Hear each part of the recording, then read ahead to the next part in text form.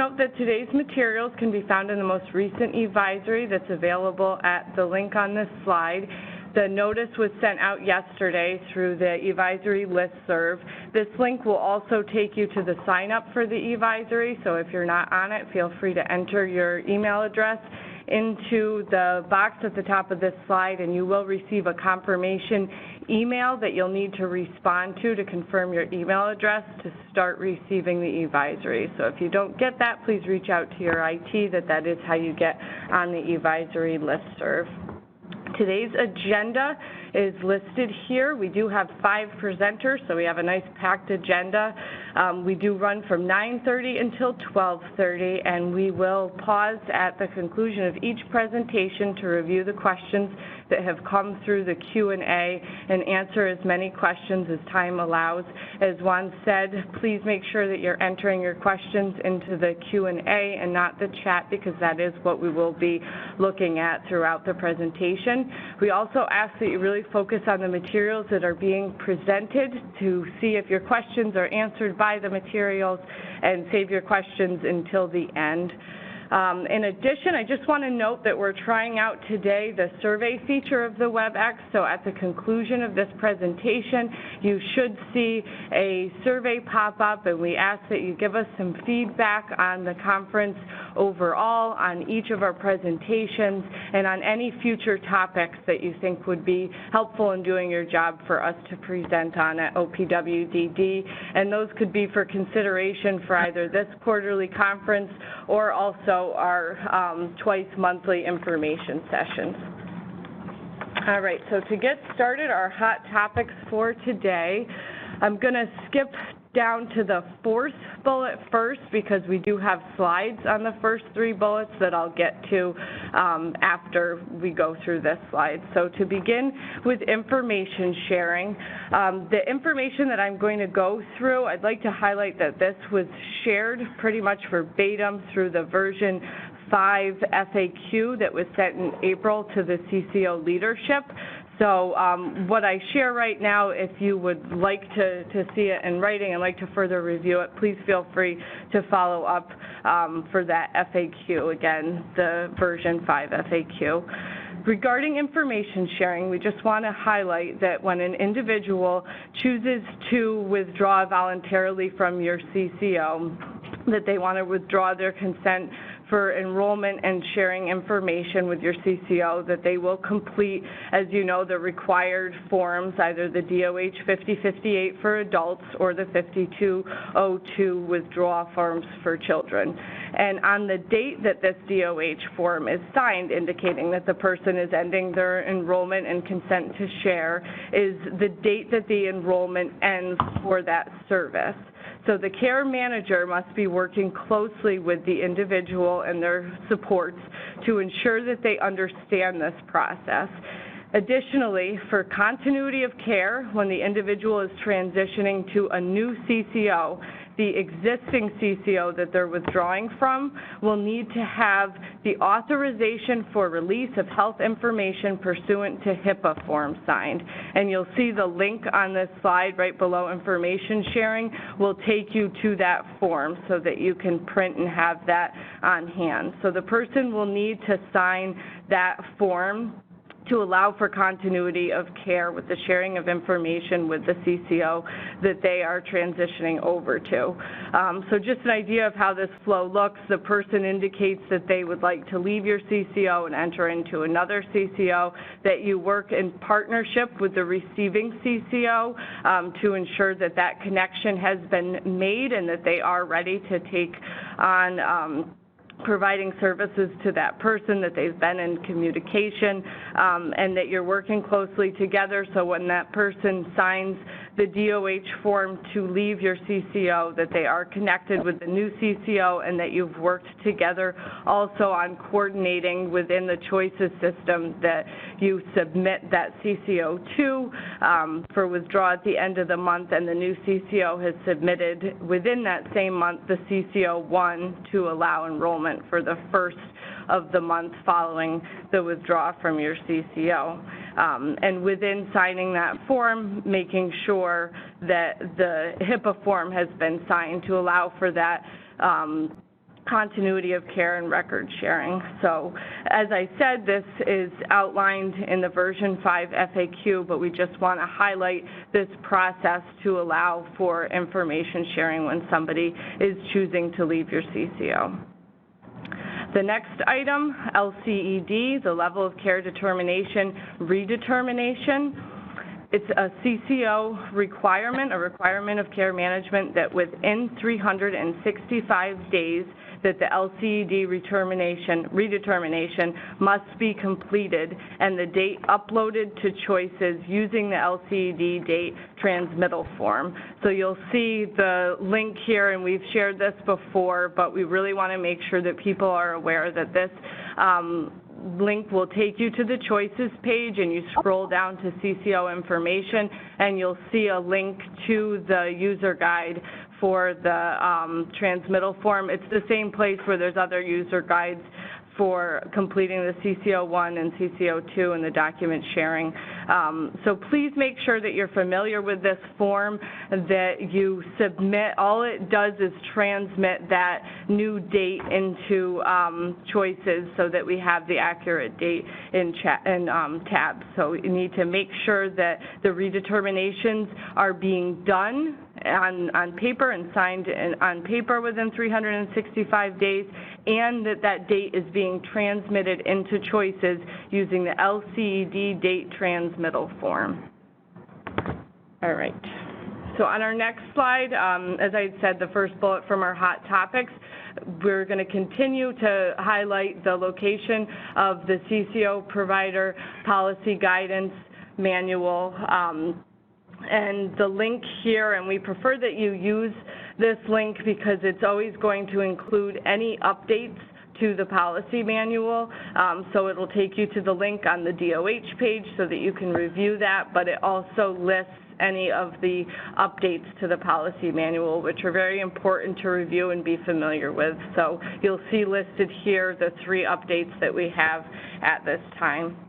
Okay.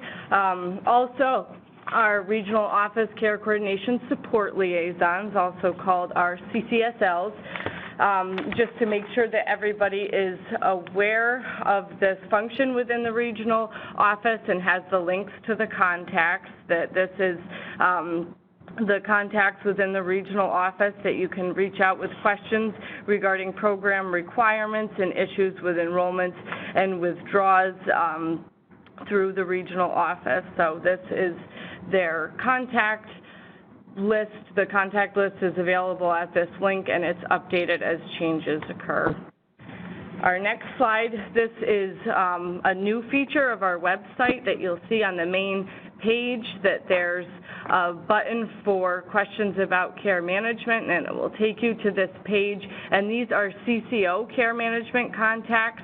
So these are contacts within each of the 7 CCOs that families and individuals can reach out to if they have some questions or concerns with their care manager or CCO. So it's another avenue for if somebody has some questions or they're having trouble getting in touch with somebody or getting the assistance that they need, that they can reach out to these contacts. So we wanted to make sure everybody is aware that this is posted and to use this as needed if you are working with somebody that needs to get in touch with their care manager.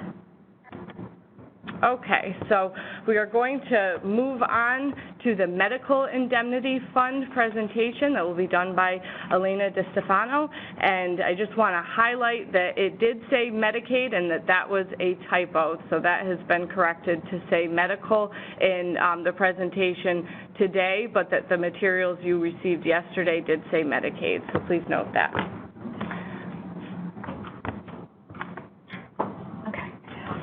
Thank you, Amanda, and I'm happy to be here. Hello, everybody.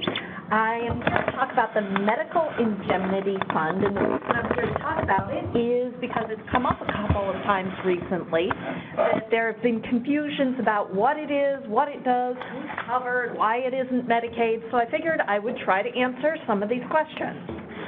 So the Medical Indemnity Fund has actually been around for a while. It's a fund that was created by New York State to pay all future costs necessary to meet the healthcare needs of certain people who suffered injuries at birth. It is funded by a budget allocation from New York State, and it currently covers about 585 people statewide. At this present time, even though it is operated by the New York State Department of Financial Services, it's administered by PCG, which is Public Consulting Group. You may know them because they work with DOH on a bunch of other medical issues. PCG handles the enrollment, the case management, prior authorizations, and claim processing. All this information about what they do and how they do it is actually on the Department of Financial Services website, and as you will see on a later slide, you do have that link. So who is covered by the fund? So these are plaintiffs, people who have sued and in a medical malpractice action, and they must have received either a court-approved settlement or a judgment that said that their neurological impairments were birth-related. So the settlement or judgment, the legal paperwork, must name the Medical Indemnity Fund as a payor. These are only for people who've had birth-related injuries since April 1st, 2011, so anybody prior to that, who was damaged at birth prior to that, would not be covered by this. This can be either a hospital or non-hospital birth. So if you're at home with a doula or a midwife and something happens, you might potentially be covered by this. A birth-related neurological injury, and I'm going to quote from the law since I am not a lawyer and I don't want any of those counsels out there beating me up for not doing this right.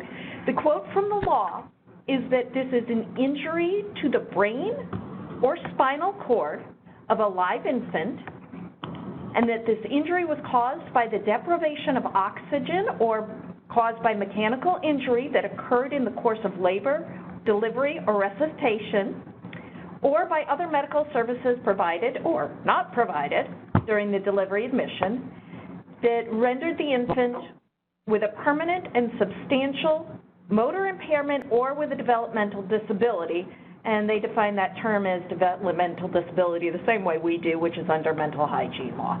So it's an injury to the brain or spinal cord on an infant because of oxygen lack or mechanical injury in the course of labor. So in order to be covered by the Medical Indemnity Fund, the person has to show that their injuries actually had an impact or have an impact on the activities of daily living and the instrumental activities of daily living. So the fund will be looking for a copy of the life plan, a summary provided by the treating physician, whatever you can provide that shows that the person has activities of daily living that they can't do and it's due to their birth-related neurological injuries. Now, how do you know if somebody actually is covered by the fund? You can see this if you have access to either ePaces or eMedNey. It's going to be in their ePaces system under third-party health insurance. The carrier code is MIF for Medical Indemnity Fund. The policy number actually starts off with NYS for New York State, then a whole bunch of zeros, and then the assigned MIF case number. So for example, it would be NYS, then 14 zeros, 1, 2, 3, 4. If you have access to tabs, you can see this in FE32 or CR47. It is not in choices at this point, so you can ask your local regional office or revenue support. The other thing is revenue support can enter this in if it's not known. Revenue support also provides a quarterly report to the waiver coordinator, so they will also know who is covered by the Medical Indemnity Fund.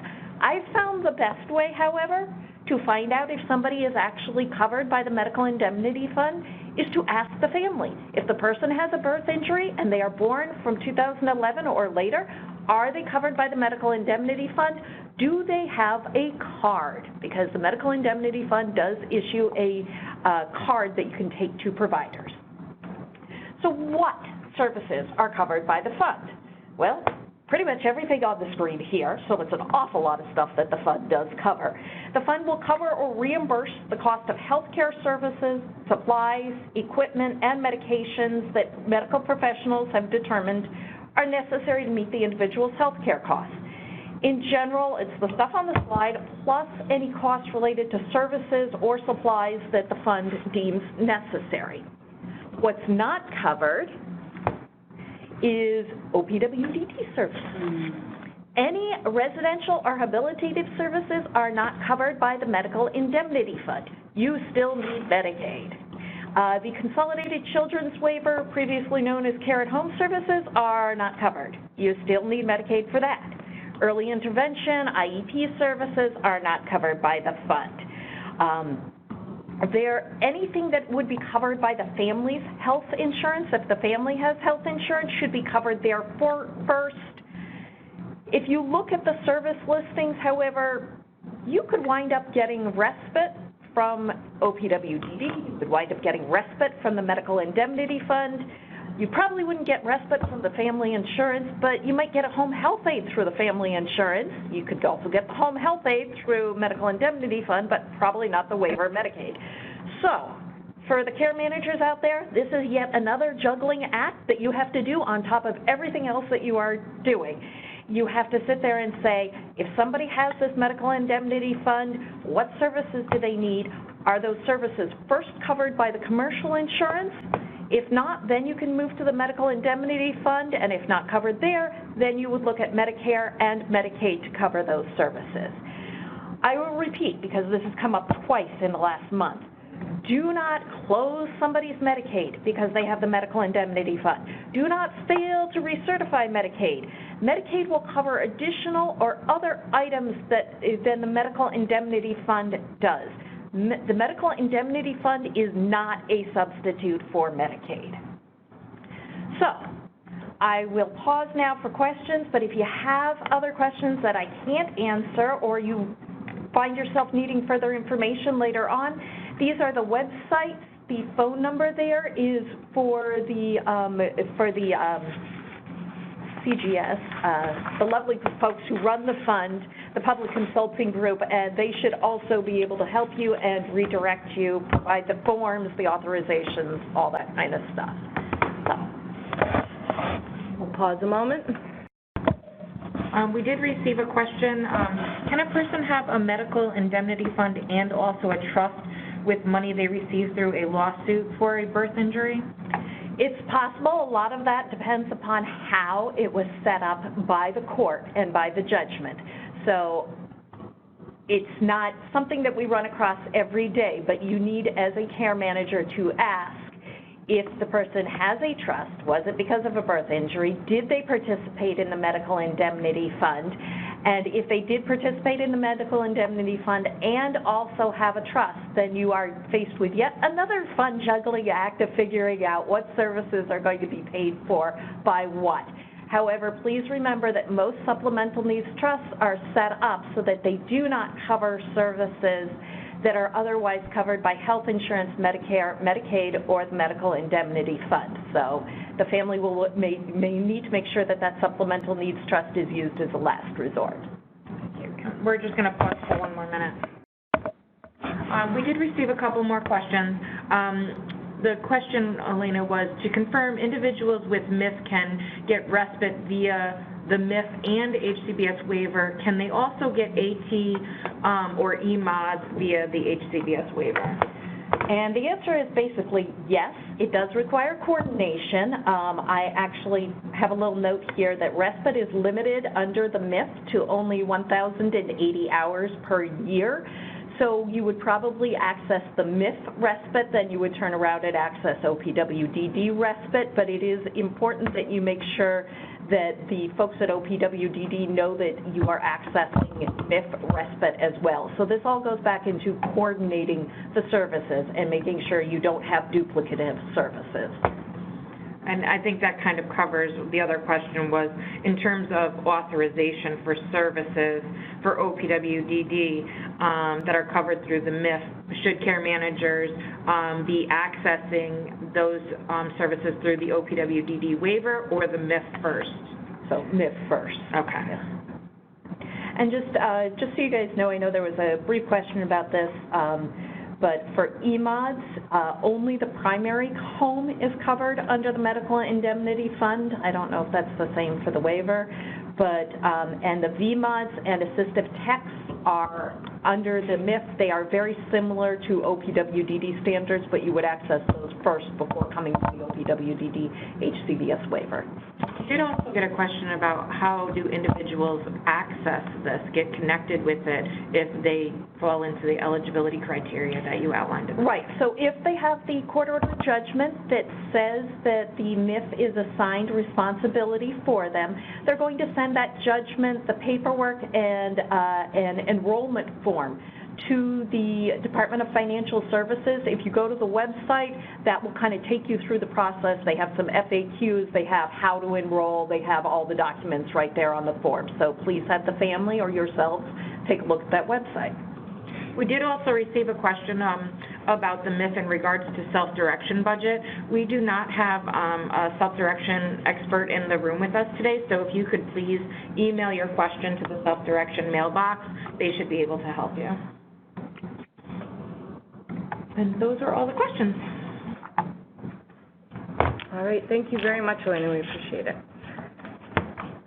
Okay, we are now going to move on to a presentation with Mike Orzel and Shelley O'Kerr on New York changes to the New York State voting laws. Welcome, welcome. Thank you. This is Shelley O'Kerr. And Mike Orzel. There have been some significant changes in New York State voting laws that it is extremely important that you understand so that you can share with people. Michael is our statewide National Voter Registration Act coordinator. He will be providing the presentation today. Most of the information you'll find is contained in the slides. If you have any questions or you have any difficulty, Michael asks that you please write your questions so that he can clarify the information for you. Please, because I know how hard it is to listen to me, because I cannot even understand myself and audio tapes. I go for cool. Okay, first of all, the NBRA is the National Voter Registration Act. It is a federal act signed by President Clinton in 1993 to make sure that certain people are afforded the opportunity to register to vote. And one area that we are interested in and we are affected by is people with developmental disabilities. It's wanting to make sure that people with developmental disabilities has the right to register to vote. And it allows state agencies to contact people with DD on a regular basis to ask them, are they registered to vote? And if not, they can't register to vote. Like I looked into OPWDD is a National Voter Registration Act agency, and each local office has a person that is appointed as an NVRA coordinator to assist in this effort. And last year, the governor noticed that a lot of people are not even registered to vote. And look at it this way: registering to vote and to have the power to vote is our national engine, because if people don't vote, then in our system of government, what do? So, the government acted Executive Order 169 on July 4th of 2017. Executive Order 169 was designed to expand the opportunity for all New Yorkers to exercise their right to vote. It requires that our state agencies make voter registration form available in person and via email to individuals and families they serve, and to the community at large. Never agencies like OPWDD continue to promote voting activities governed by the 1993 NVRA mandates. Sunny and CUNY to increase the promotion of student registration and to investigate statewide compliance with the legal obligations of the law, and DMV promotes online registration form to the renewal emails. So, this slide really represents the major change efforts that the governor enacted in 2017.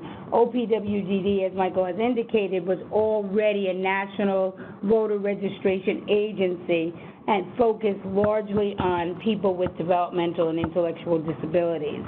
That population, people with disabilities, still are low in terms of the number of people who not just register but actually get to the polls.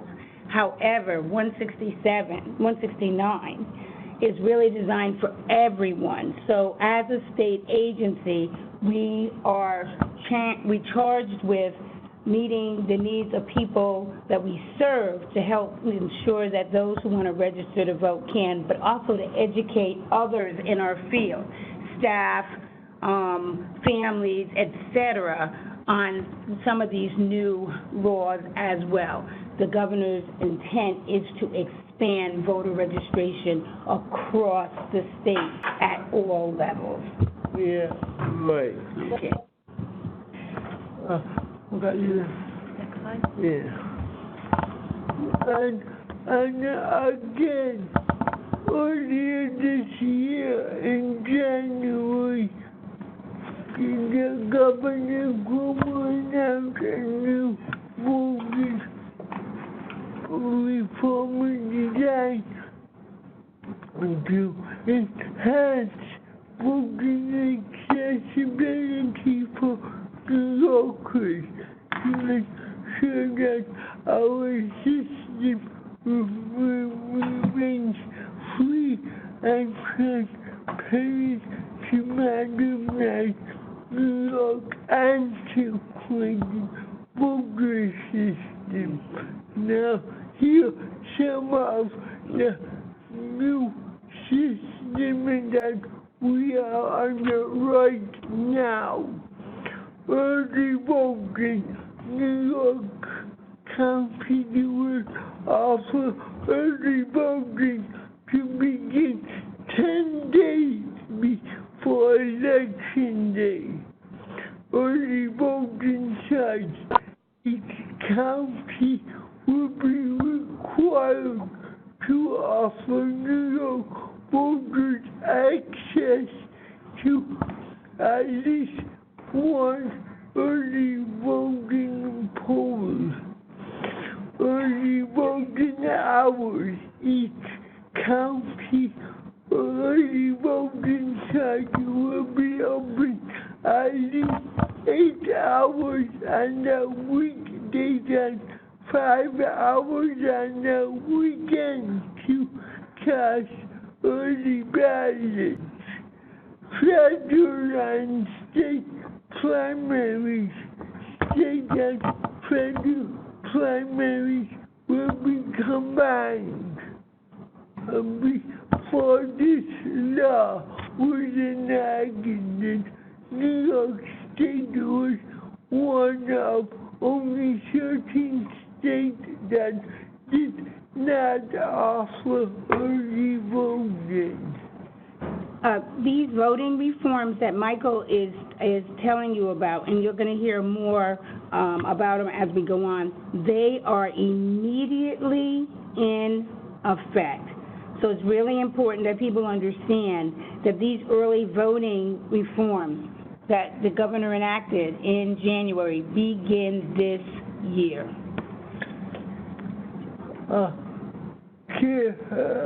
Restrictions that have not changed at all. California is often the frontline position when speaking to people with IDD about their interest in registering to vote. If they need your assistance to fill out the registration forms, as always, there are certain definite restrictions that you must adhere to. One of the restrictions is you must maintain a position of strict neutrality with respect to a person's political preference or party enrollment. You must not display any of your political preference or party allegiance. You may not make any statements or take any action that will affect the person's voting registration decision or to discourage them from voting. You must never lead anyone receiving services to believe the availability and continuation of their services are contingent on whether they are register to vote or not. The decision in all of these areas is up to the person receiving services. You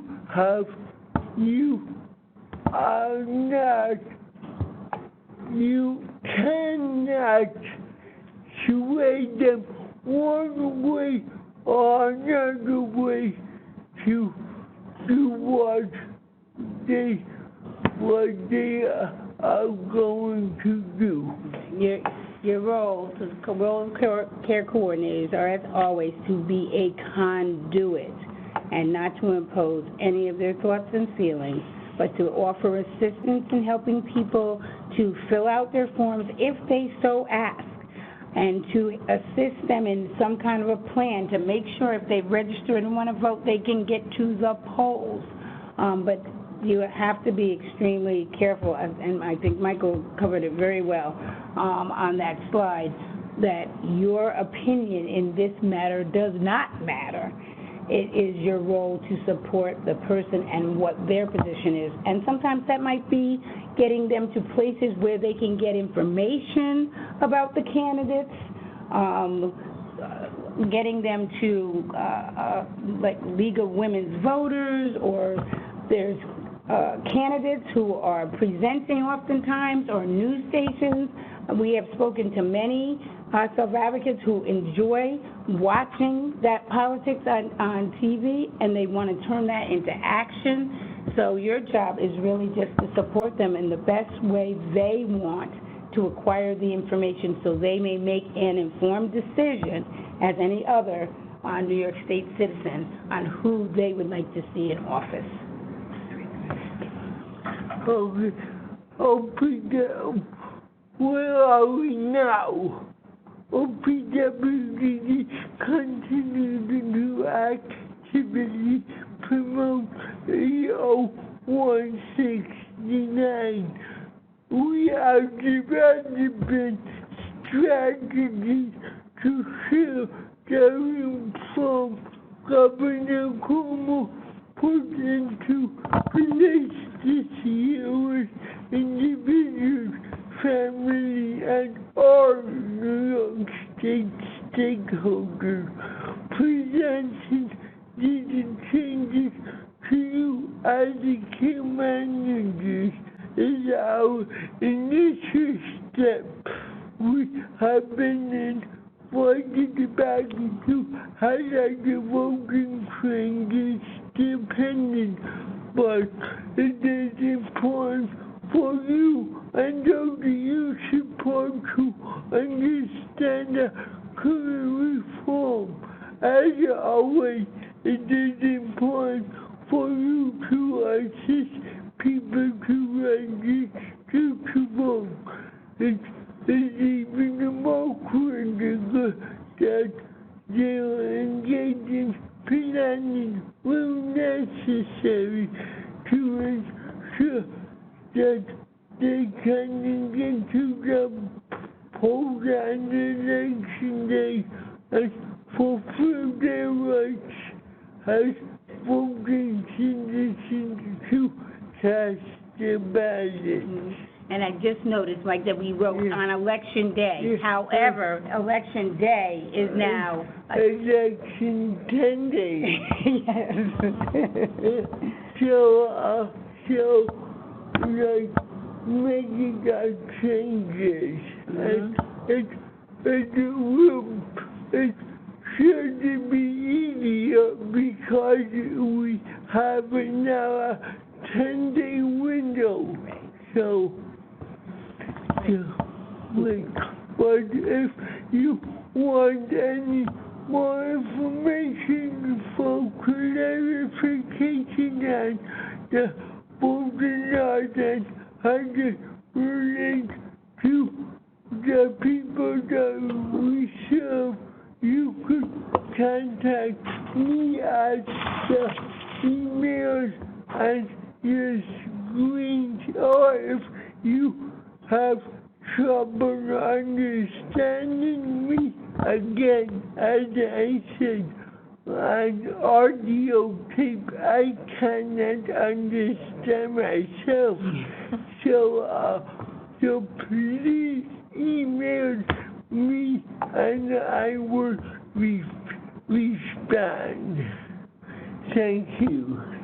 Thank you, Michael. I think you did a great job. We have a couple of questions, so we're going to mute for a moment. All right, we have 2 questions.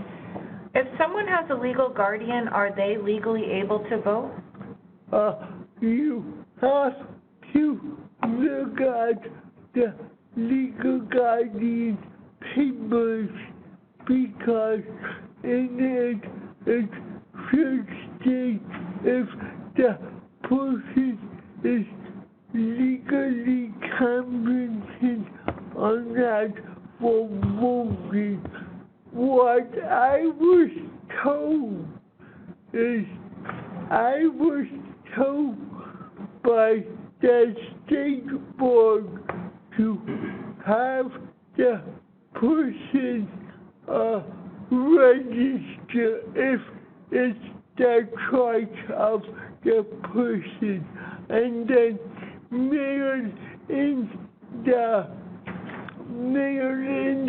registration form to the County Board of Elections, and they will put it to the ringer. They will look into anything that negates the person's right to vote. If there is a question mark, they will look into it and come to a conclusion and mail that conclusion back to the person. So legal guardianship alone is not a prerequisite. It does not deter somebody from being able to register to vote.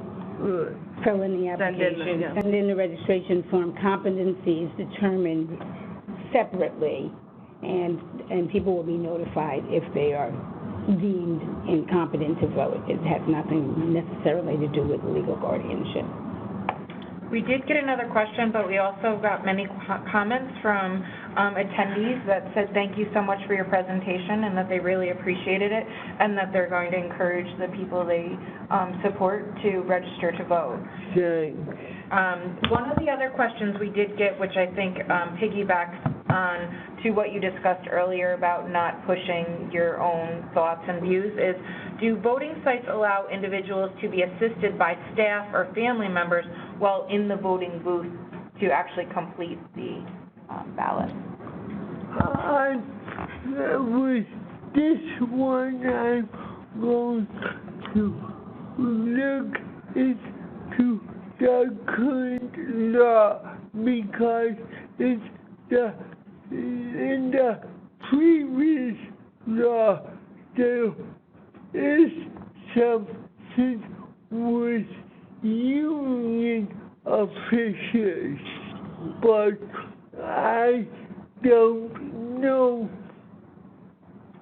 if they expanded it or what, so I will look it up and I will email the group my response. We also want you to know that each of the voting machines have what are ABDs, BMDs, they're ballot marketing devices, and we're doing more training that will help people. They have adaptations for people with various challenges. They have a sip and puff responses, they have large screen devices, they have different devices for people who may have different challenges that will enable them to vote on their own. And so more information on that will be forthcoming, but if you have that, if you're interested in that, you can always contact your county board of elections, and in the future we'll share the NVRA, National Voter Registration Act coordinators in each of the areas because hopefully there'll be opportunities to demonstrate those so people can figure out how they can vote on their own, and they don't need to necessarily rely on others if they have capacity. Right. Thank you. Great, thank you. Nice job, Mike. All right, we're going to pause for a moment before we move on to our next presentation. All right, so for our next presentation, we'll be covering the administrative memorandums, revisions, and clarifications, and we'd like to welcome Mary Ellen Mosher. Good morning.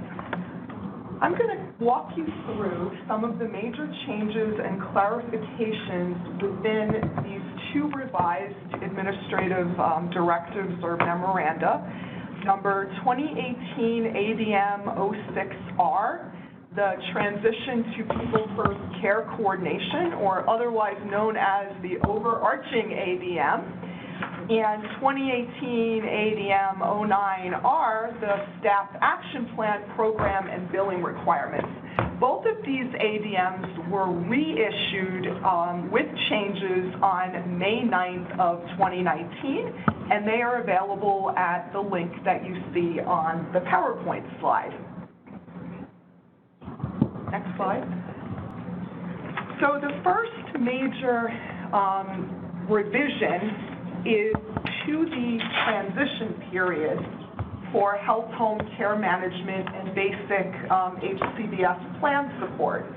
In the original overarching ADM, the transition period was 1 year, and it began on July 1st, 2018, when health home program was implemented. And the initial version of the ADM, the transition period, ended June 30th. Now, with the May 9th revision to the overarching ADM, the transition period extends through December 31st of 2019. So it is basically a 1.5-year transition period instead of a 1-year transition period.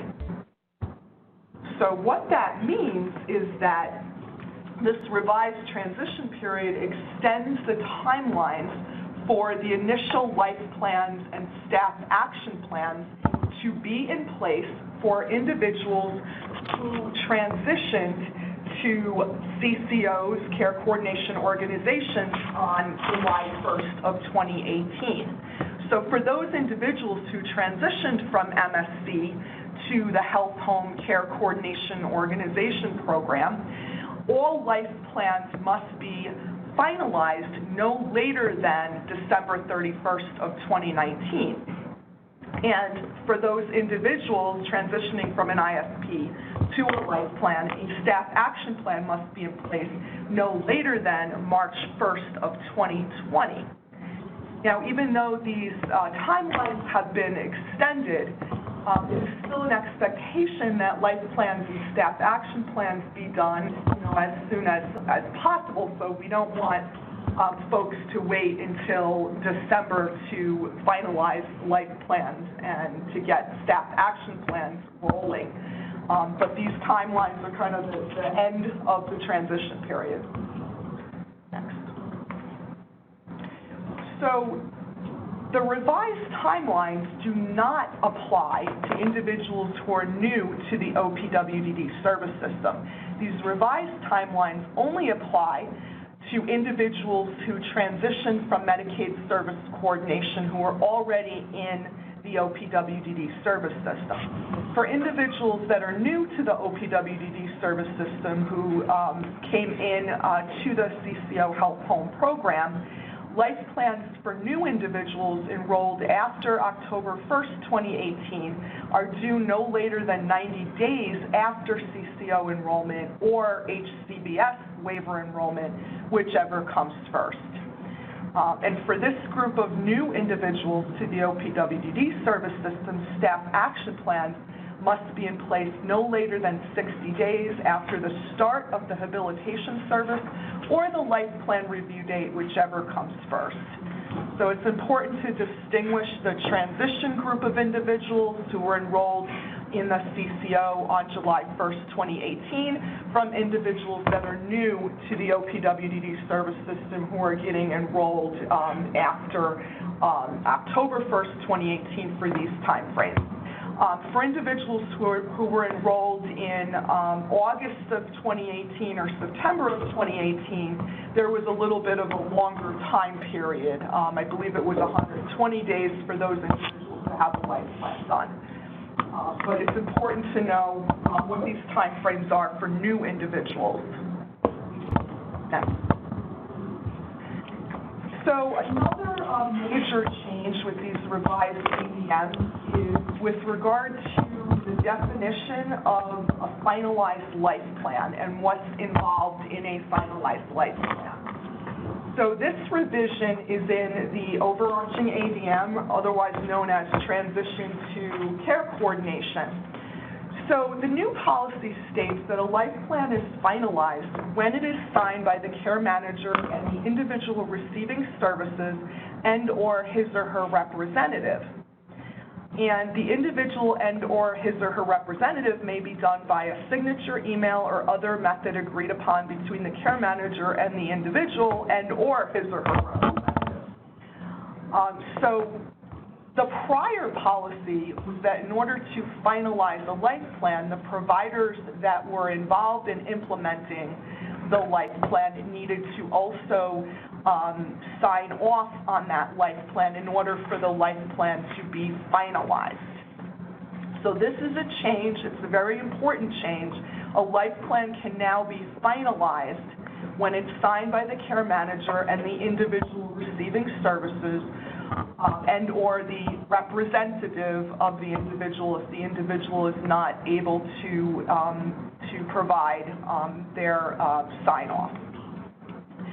So there's more to this in terms of finalizing a life plan in this revised policy. There's information in the ADM, and I encourage everyone to read this ADM very carefully. But it does say that providers responsible for delivering services documented in sections 2, 3, and 4 of the life plan must still acknowledge and agree to implement those provider-assigned goals, supports, and safeguards associated with those services per the finalized plan. But those providers do not need to have agreed and acknowledged this sign-off prior to the life plan being finalized. So that's really the big change. The service provider's acknowledgement and agreement may be done by a signature, email, or other method agreed upon between the care manager and the service provider. So, next slide. Best practice would be that, you know, if the providers can agree and acknowledge sign-off prior to that 45-day period in which the life plan needs to be finalized, that's the ideal scenario. To have everybody sign off before the 45 days is up, but if that doesn't happen for whatever reason, the life plan can still be finalized with the care manager and the individual and/or his or her representative signature. So some additional clarification on finalizing a life plan as it relates to service providers.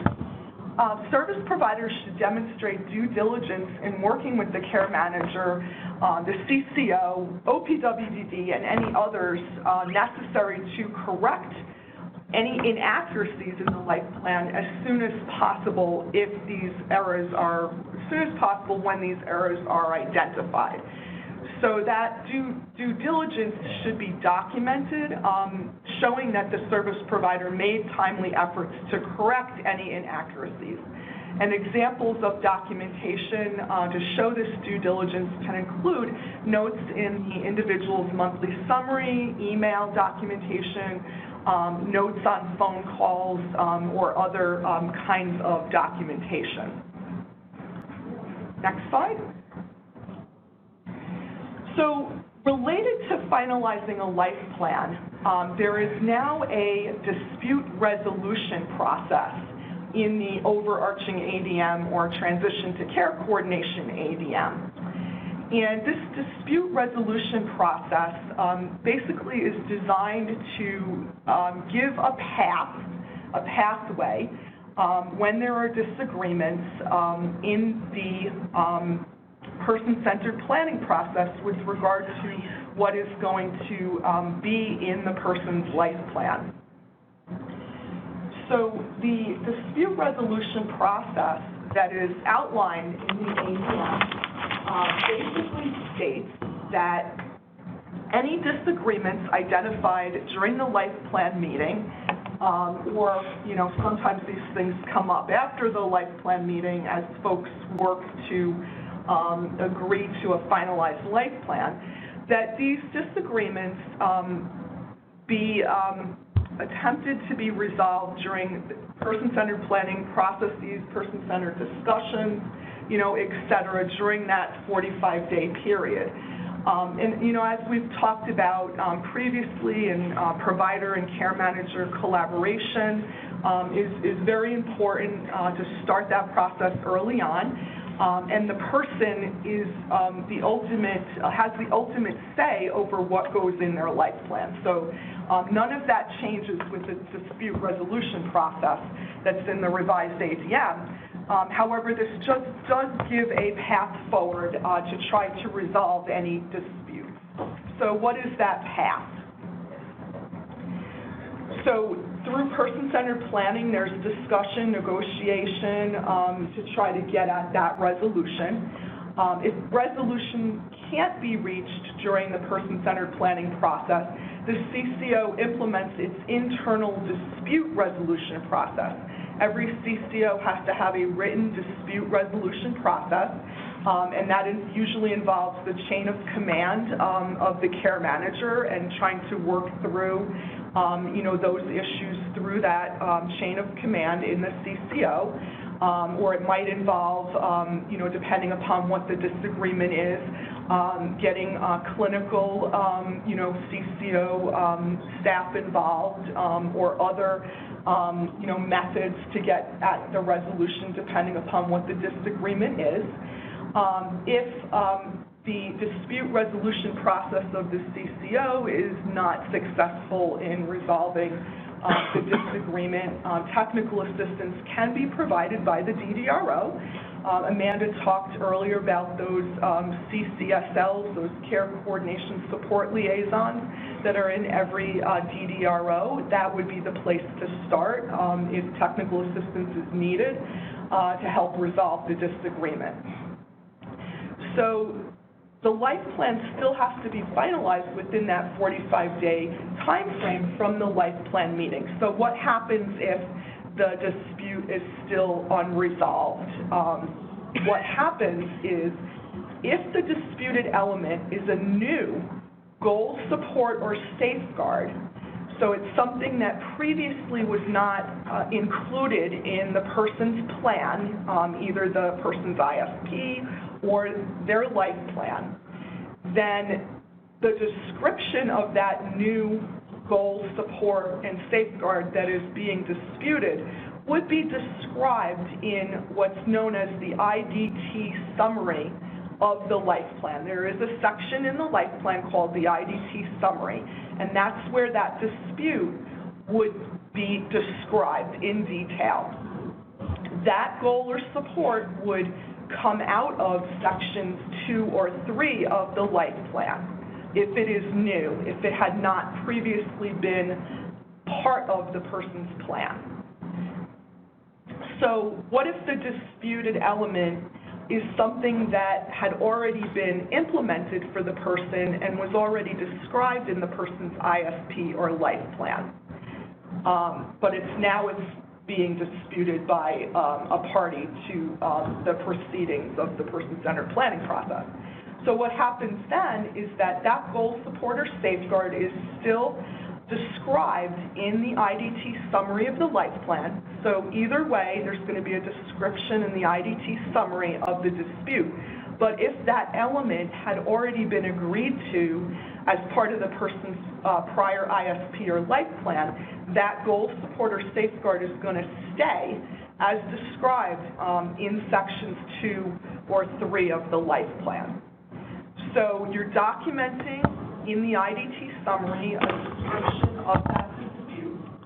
If it's a new goal or support or safeguard that agreement has not been reached on, it does not go in section 2 or 3 as a provider assigned goal.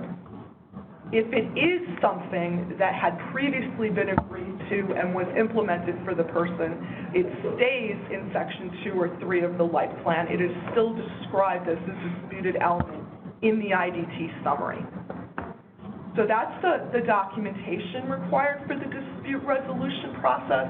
Again, the expectation is that the dispute is not holding up, is no longer holding up the life plan being finalized within that 45 days. So what happens if there's still no agreement, the life plan is finalized, and there's still this ongoing disagreement about a goal, support, or safeguard? Next slide. So again, the care manager, even after the life plan is finalized, continues to work through and try to facilitate agreement with the person, their providers, their representatives, to try to get at consensus around the resolution of the dispute. So that doesn't stop just because the life plan is finalized. Next slide, please.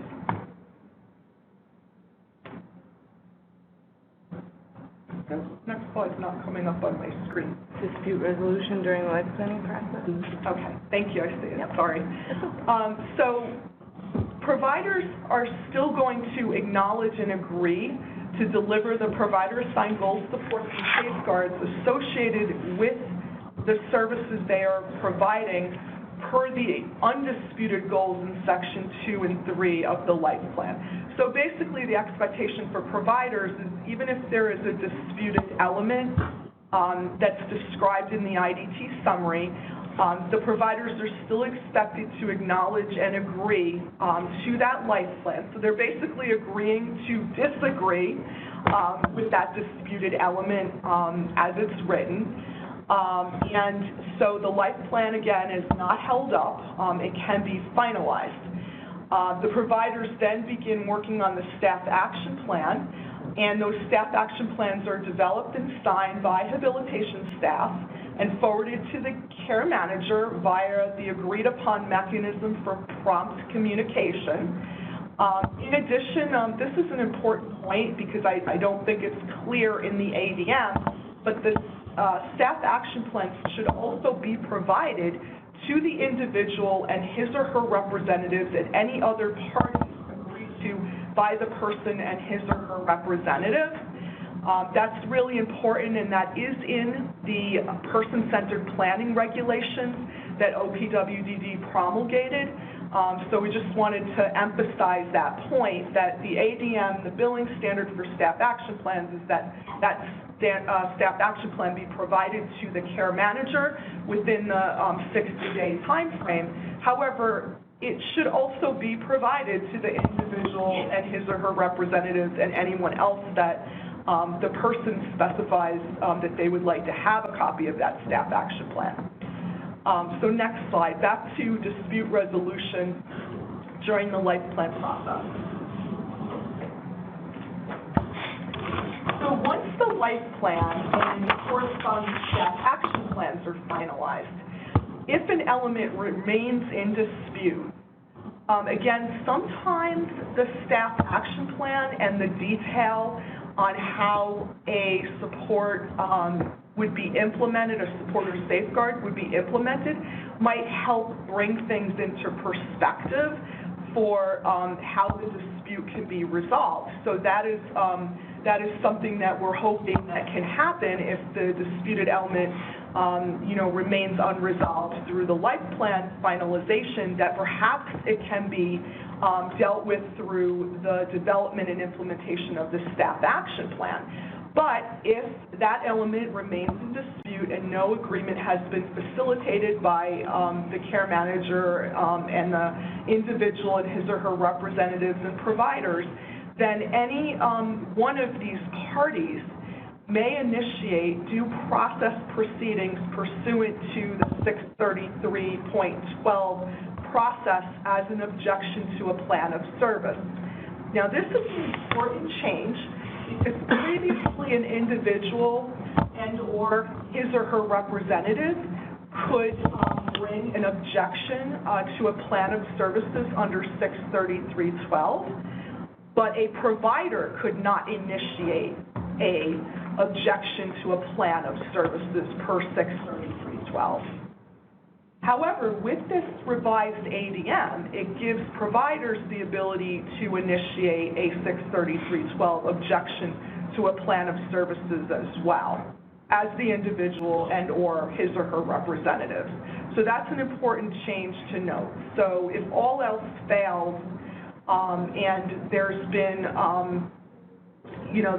the due diligence to really continue working through resolution of this disagreement, and a provider, for example, is not in a position to be able to deliver the support or service that the person wants, and the care manager and team agrees is needed. This is just one example of a potential dispute.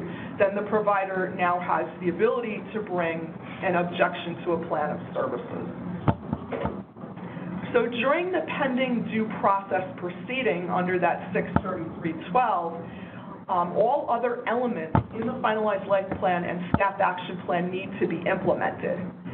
So if that dispute revolves around a new goal or support or safeguard that wasn't previously part of the person's plan, that would not be expected to be implemented.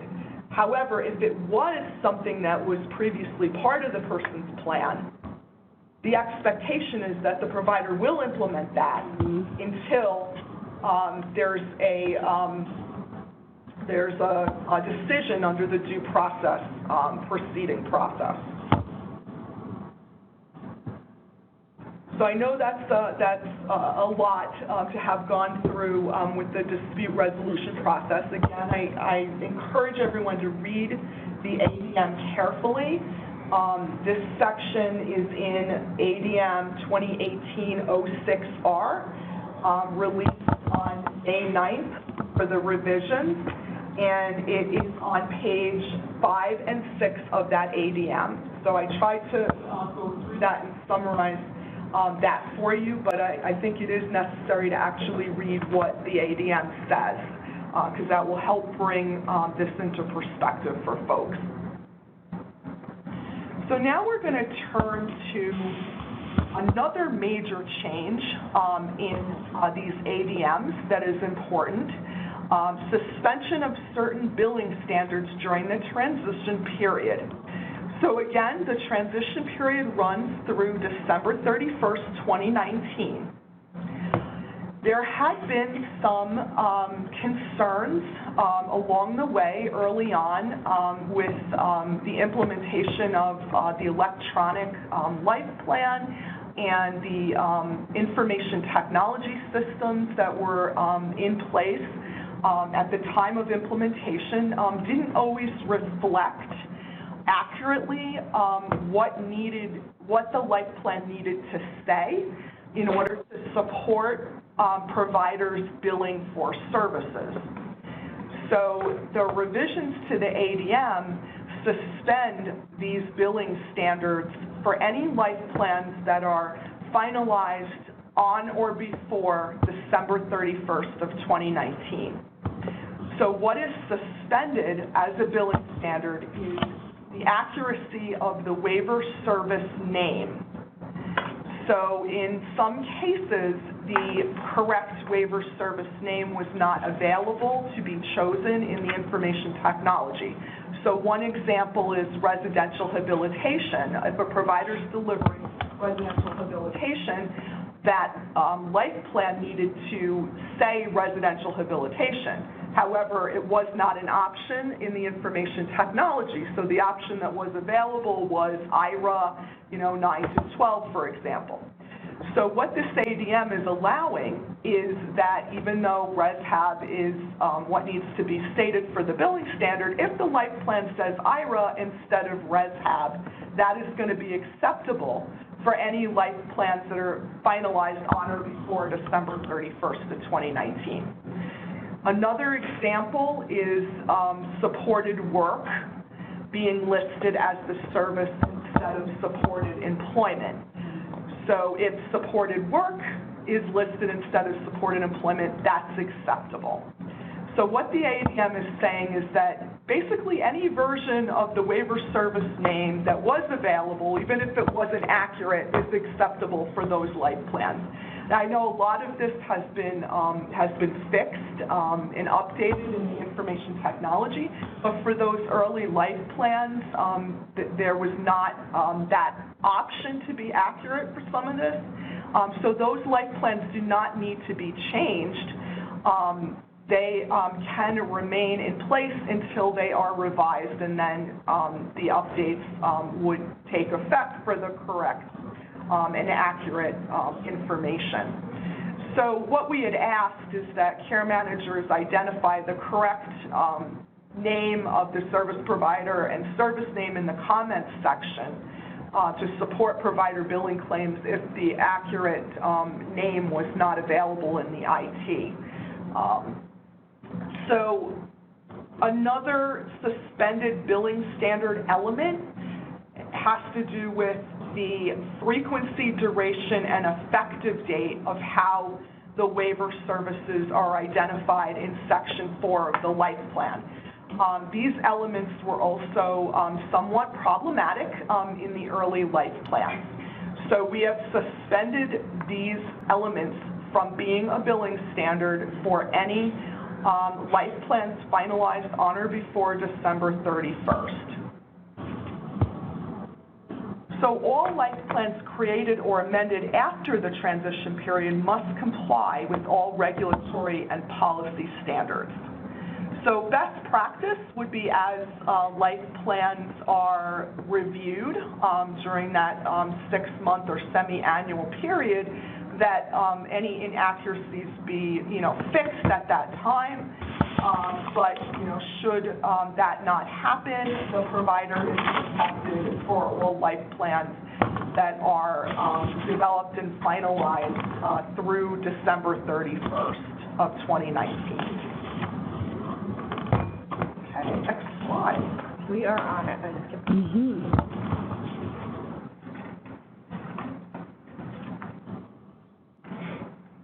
Action plan. So another element for provider billing standards that has been suspended during the transition period is the time frame for staff action plans to be distributed and in place. And again, this is only for individuals who transitioned from MSC to CCO Health Home Services, those individuals that had an ISP that were transitioning to a life plan. The initial staff action plan must be in place no later than 60 days after the start of the individual's HAB service or the life plan review date, whichever comes first. That's the billing standard. The ADM is suspending that billing standard through 12/31 of 2019. So again, if the provider is working on the staff action plan and it doesn't get done within that 60-day period, maybe it's 65 days, maybe 70 days, the provider is not going to get dinged on an audit for not meeting that 60-day period only through 12/31 of 2019. So the other element that's being suspended is that billing standard requiring evidence demonstrating that the staff action plan was distributed no later than that 60-day period. So again, for individuals that transitioned only, new individuals that are coming into the OPW service system that have a life plan done and finalized within that 90-day period must have the staff action plan done within and distributed within that 60-day time period. So this is only, the suspension of this billing standard is only for individuals who transitioned from MSC, from an ISP to a life plan. And again, despite these suspensions of these billing standards, the expectation for providers is that staff action plans be done as soon as possible after the life plan meeting or the start of the habilitation services. So again, it's not a free-for-all with getting staff action plans done, but there is this leeway to address and make sure that that all the elements are in place for the person, and that the that staff action plan is as person-centered as possible for the person. Being that this is a new system and there's kinks in the system, this gives that that relief on that strict 60-day time frame if needed. Next slide, please. So another thing to point out with the revised ADM is that new services prior to life plan finalization is clarified in the revised ADM. So when HCBS services are needed for a person prior to the life plan being finalized, there is the ability to proceed to get those waiver services in place for the person before the life plan is finalized. So this is also addressed in the January 7th memorandum titled Care Coordination Organization Policy Update that's available at the link where the policy manual and updates are located. So this is specified in that January 7th memorandum, but we also carried that clarification over to this revised ADM, so it was really clear that a person that needs waiver services, the care manager should be working towards getting those services in place for the person as soon as possible and not holding that process up pending life plan finalization. So the process is articulated in that January 7th memorandum.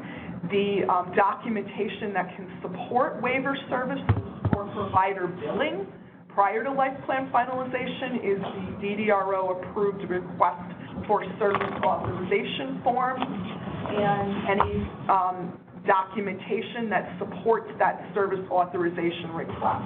So providers, once the service is in place for the person, can start billing for those waiver services based on this documentation.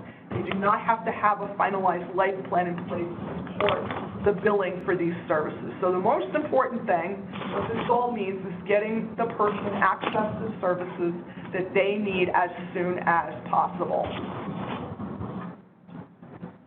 So this completes the major changes to these two ADMs, the overarching transition to care coordination ADM and the revised staff action plan ADM.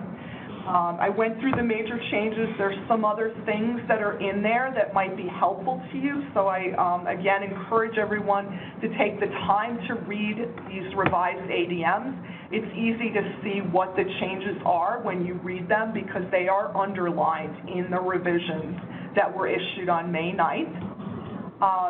Another thing that's in there that I didn't cover, but I know it's an important thing that has come up, is with employment services, there's been a lot of questions about in Section 4 of the life plan, if the duration of the service is listed as ongoing instead of ongoing as authorized, is that going to be a problem for the providers in terms of the billing standards? So the ADM does say that ongoing is the same as ongoing as authorized. So we were able to get that into the revised ADM because that question comes up so frequently. So there's a few other things, and that one isn't underlined because, I think that wasn't considered a major change, but I know for providers that have been very concerned about it, it is a major change. So there's some other things, there's some other hidden gems that might be of interest to you in these ADMs that I did not cover today. But I did go through the major clarifications and changes. Great information. We're going to pause for a moment to review some of the questions that have come through and answer what we can get to now. Okay, so we did get a couple questions that all kind of had the same theme. And first, can you re-clarify about best practices and the actual requirements for finalizing a life plan and what is acceptable, wet signature, email, verbal, and who needs to sign it for the life plan to be considered finalized? Sure. So finalizing a life plan, this is in ADM 2018-06R, the revision from May 9th. It's on page 2. It's good to actually read what it says, but I'll cover it. So the policy now is that a life plan can be finalized by the care manager and the individual receiving services and/or his or her representative. So only those 2 signatures are needed to finalize a life plan. Now, providers need to agree and acknowledge to the supports and services that they are delivering, but that does not have to occur during that 45-day period, although it would be a best practice if everybody could agree and sign off and acknowledge during that 45-day period, but it is no longer a requirement that providers do so during that 45-day finalization period. The second part of that question was how is it documented, the signature. The signature of the individual and/or his or her representative does not need to be an actual physical signature. I know that the ADM was not clear in that regard, but the intention is that the same method that is available to the service providers to agree and acknowledge to the life plan is also available for the individual to sign the life plan. So it can be done via physical signature. It can be done via email or other method that is agreed upon between the care manager and the person and/or his or her representative. So once the portal is implemented, that would be the preferred method, if that is possible. However, this should be discussed during the person-centered planning meeting as to how the person will, or his or her representative, will sign off on the life plan. What's going to work for that person, and how will that be clear so that there is clear documentation that that sign-off occurred.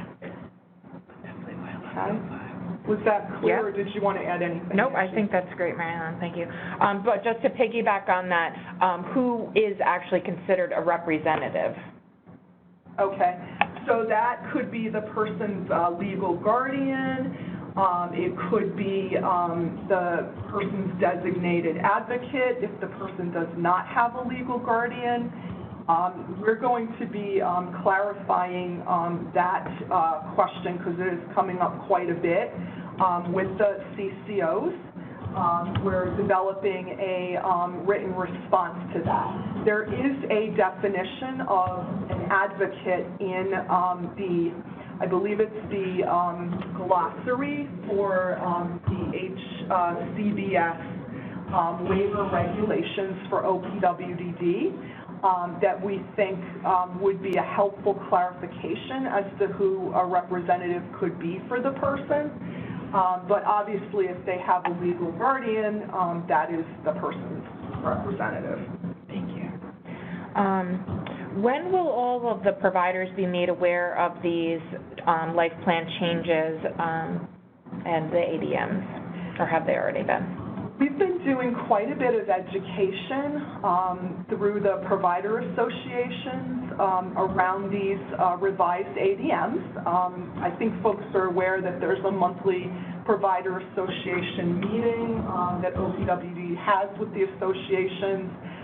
These changes were reviewed with the provider associations, and the expectation is that they are discussing and reviewing it with their membership.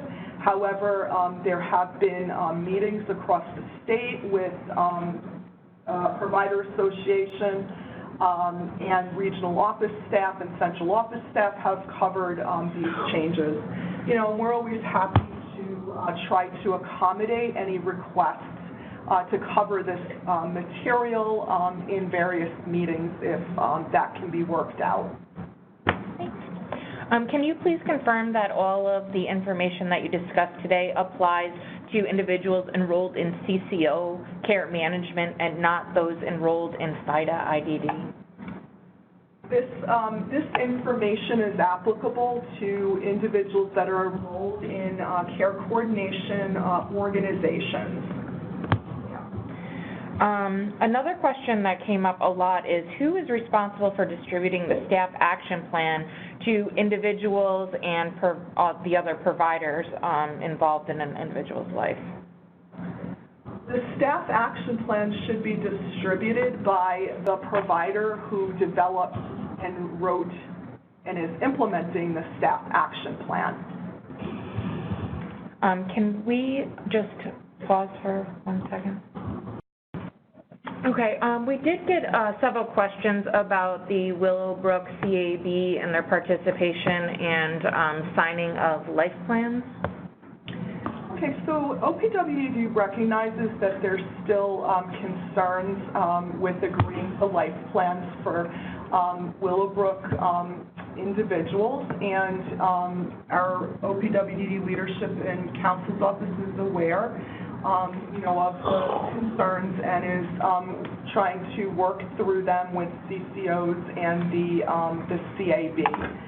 So we're not going to go into any of those questions at this time, but we are aware of concerns and we continue to work through them. Great, thank you, Mary Ellen.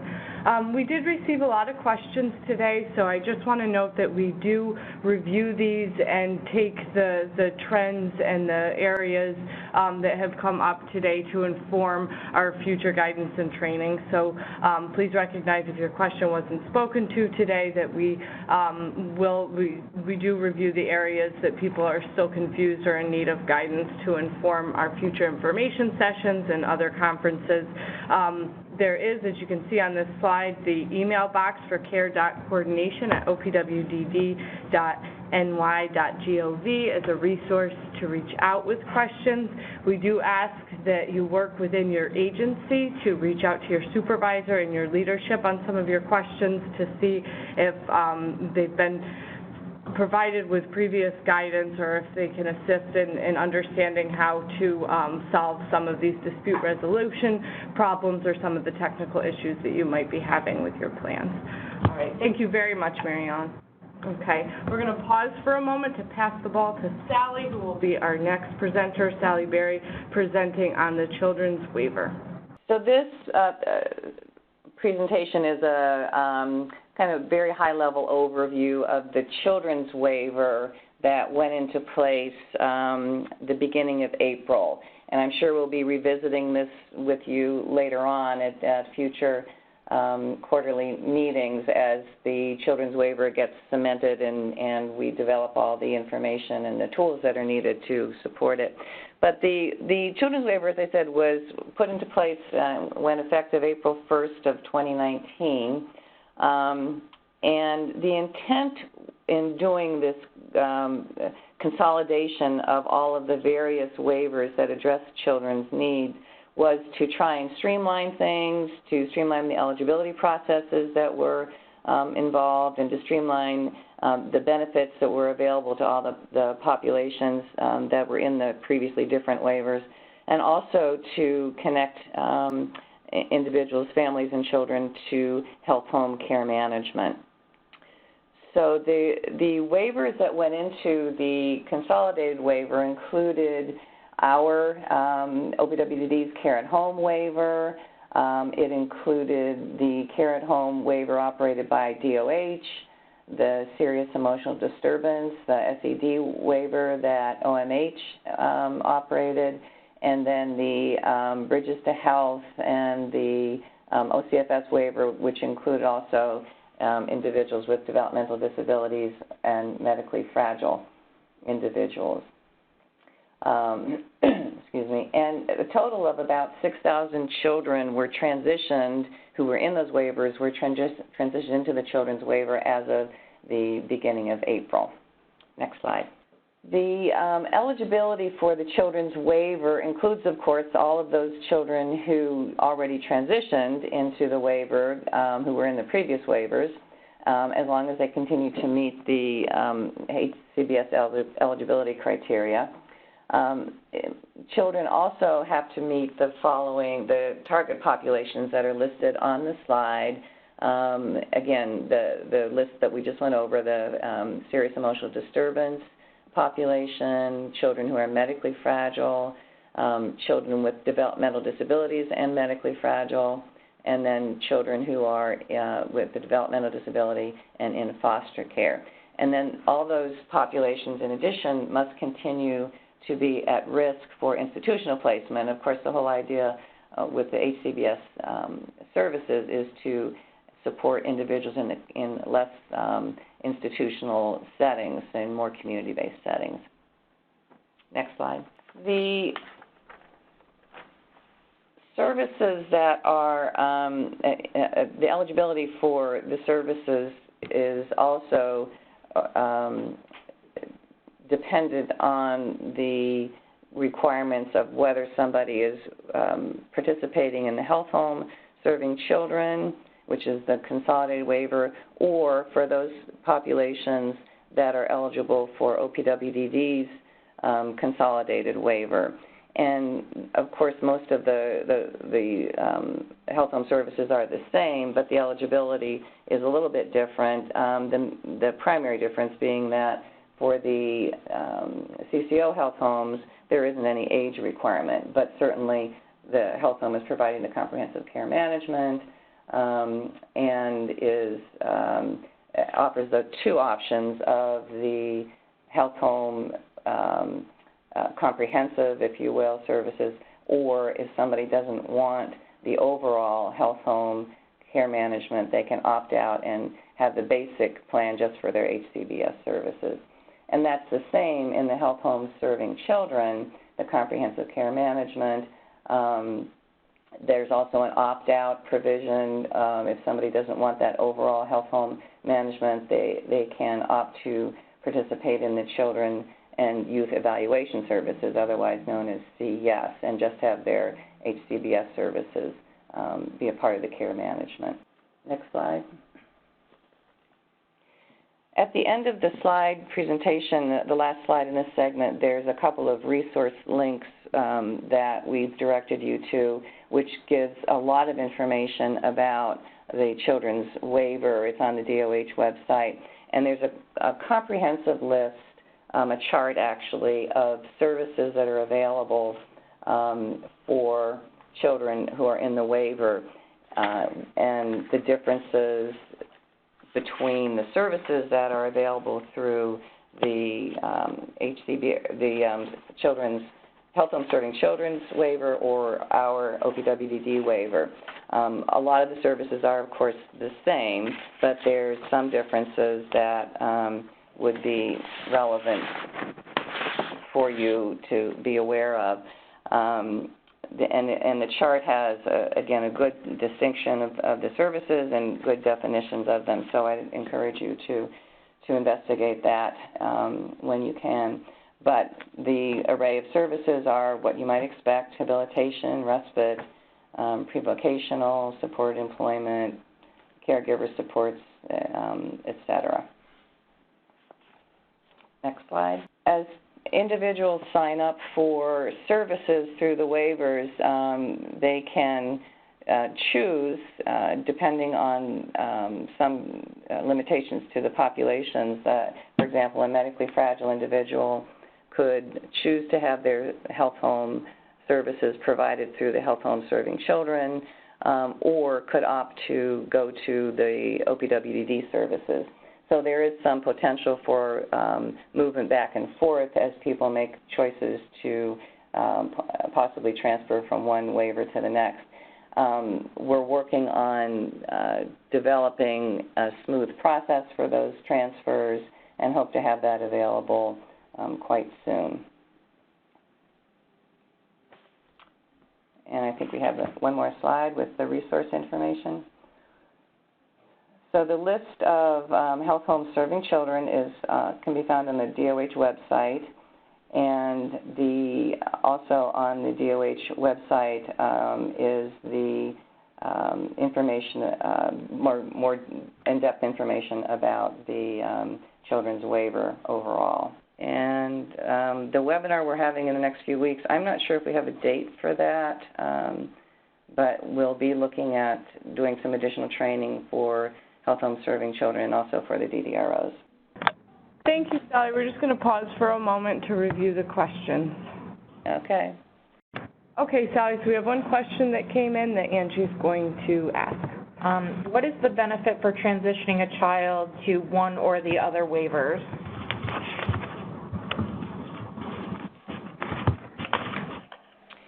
Well, I think with the OPWDD waiver, if a child is developmentally disabled and that eligibility, OPWDD eligibility has been determined, then eventually that child will age out of the children's waiver and when they are in need of adult services. So being engaged with the children's waiver, with the OPWDD waiver rather, would ensure that continued eligibility was maintained. Great, thank you, Sally. All right, so I believe that is it. So thank you very much for your presentation, and we're just going to take a moment to transition over to Al Pruitt with our Coordinated Assessment System update presentation. Good morning, everyone. This is Albert Pruitt. I'm Assistant Director for the Bureau of Assessment, Oversight, and Coordination within the Division of Statewide Services. And I'm presenting to you all today on the Coordinated Assessment System. Just to start off, I'd like for you all to know that this deck might be familiar to many who transitioned from MSC. The presentation will provide some additional detail and hopefully some new information to all of you, but our effort is to ensure that we have a foundational understanding in CAS administration process and role of the care manager.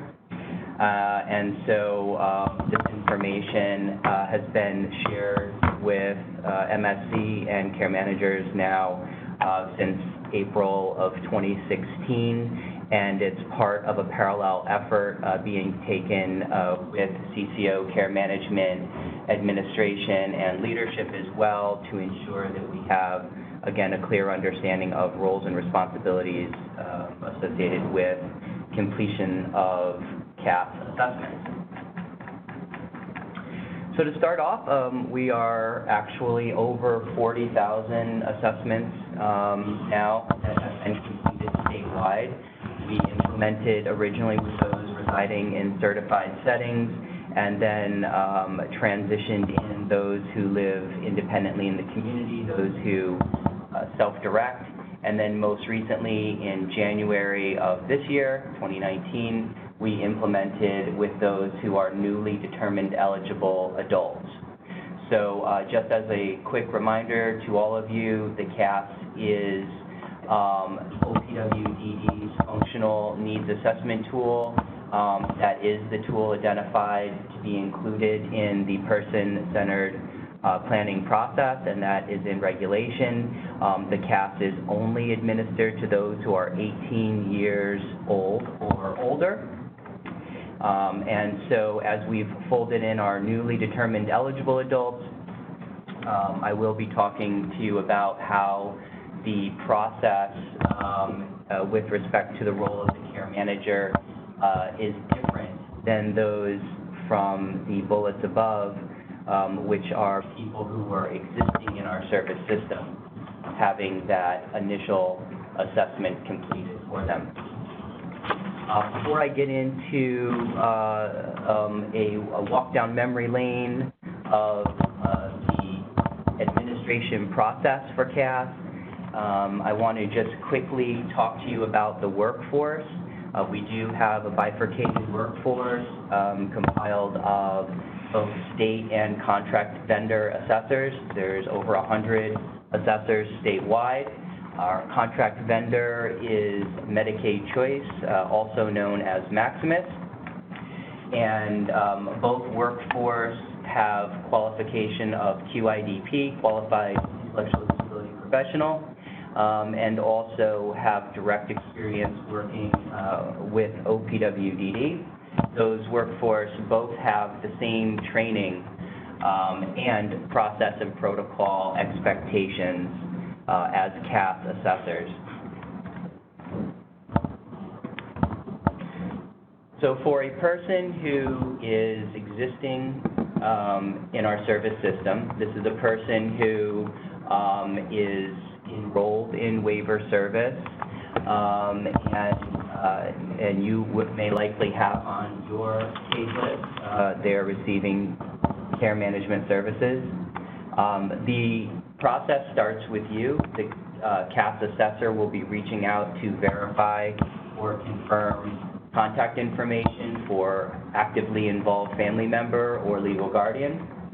We'll also be verifying contact information for the person, if it is different than that for the legal guardian or actively involved family member. This first step is really important, and it's a great opportunity for development of internal control. For the care manager, it would make sense that documentation or a note, contemporaneous note be taken whenever information is shared with others about a person who you support and provide care management for. So for instance here, what information was shared, when, and with whom is a good start to a documentation trail should we need to go back and understand where something didn't work out as anticipated. Following this information being shared with the assessor or scheduler on behalf of the assessor will send out a notification letter, a CAS notification letter to the person and to those who are identified as actively involved in legal guardian. You will get a carbon copy of this notification letter. And the notification letter simply alerts the person to the fact that they will be contacted for scheduling of a CAS, and it also outlines next steps that will take place.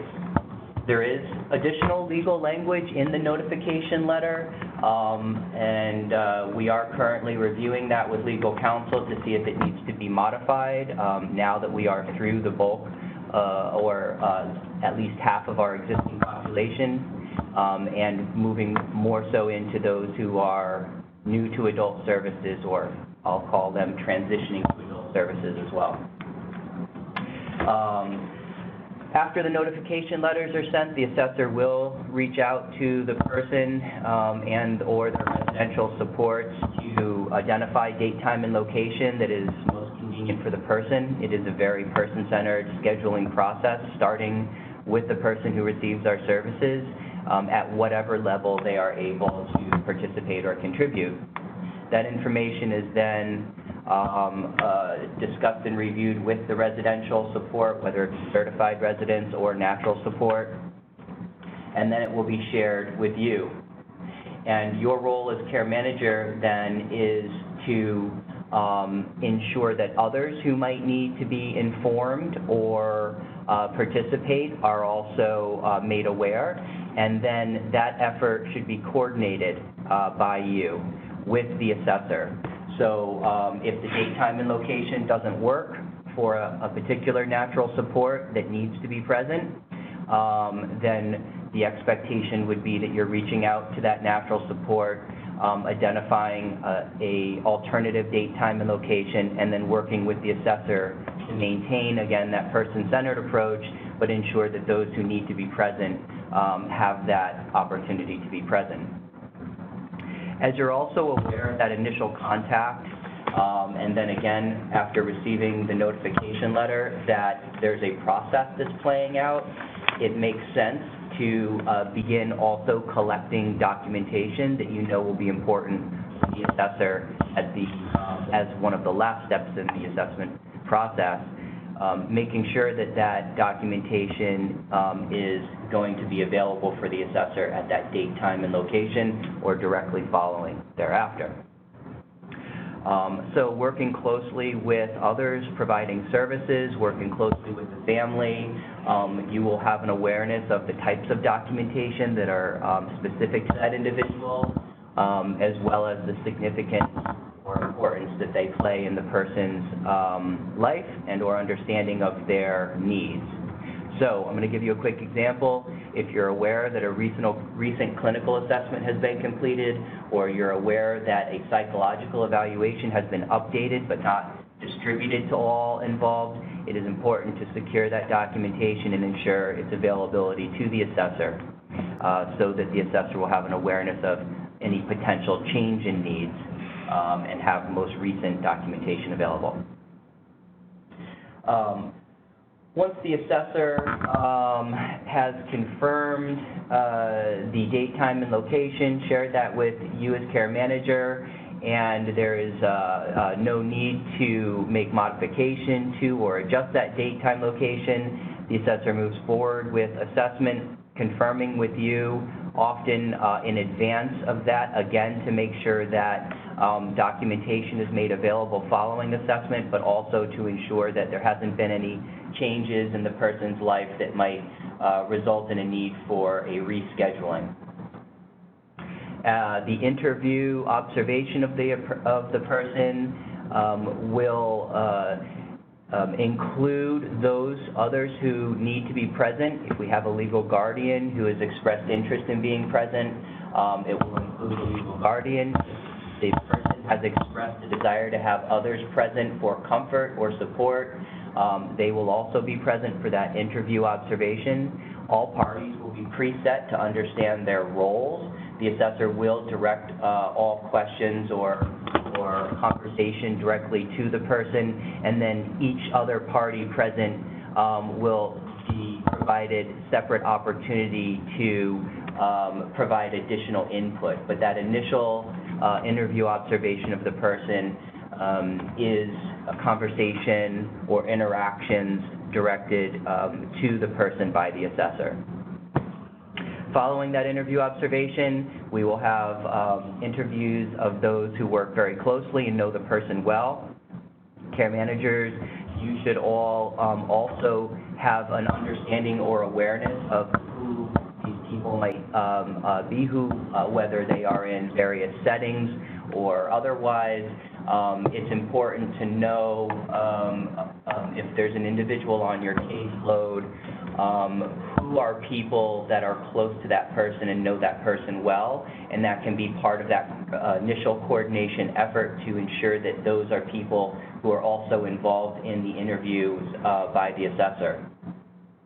So as the assessor interviews people who know the person well, they'll be collecting additional information about the person's needs and supports that have either been delivered or others have knowledge of, and then the assessor will wrap up with that records review.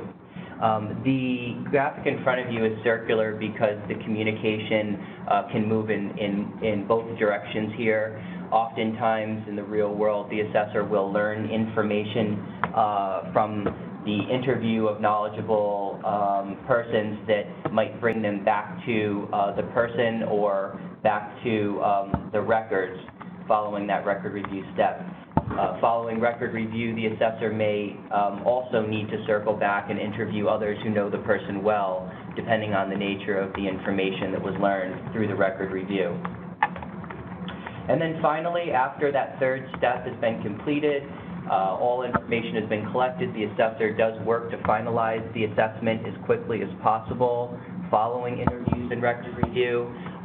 Most assessors, I'll say, by review of the data, finalize the assessment the same day or the next day. And then within 24 to 48 hours, those summaries are available to you in the person's record and choices in supporting documents. This next slide is talking about feedback mechanisms we've had in place, even going back prior to implementation. OPWDD has really gone to great lengths and put a lot of effort into continued improvement and quality oversight review, and then the incorporation of that information into our training curriculum and our communications. We've also utilized presentations such as this and others with stakeholders, families, individuals receiving our services, providers, to collect information and feedback and then incorporate that information into our process and protocol when possible, as well as into our communications and training curriculum. At the end of this presentation, you'll see contact information. We welcome your feedback and experiences. Please do share that with us. This information here, being a bit historic now, bringing us back to 2016, these efforts have not been completed. We still continue to listen and take information in and then make modification and updates whenever possible. I'd like to take a little time to talk about role of care managers and quality assurance teams, recognizing you as care managers benefit from understanding what communication central office is having with your managers and leadership. It's important to, one, clearly understand the expectations that others will have of you, but also be aware of those things that are in development to provide appropriate oversight and ensure compliance with respect to your roles as care managers in this process.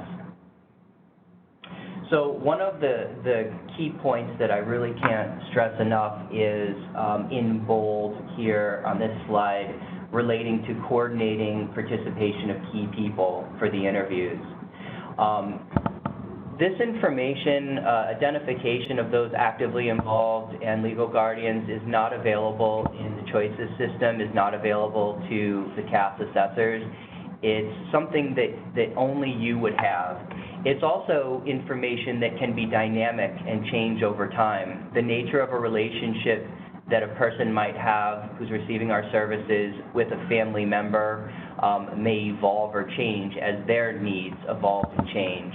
So we really rely very heavily on you to identify who those people are, but also at the end of this process to identify how to share certain information and navigate discussions as they relate to the sharing of information about the person.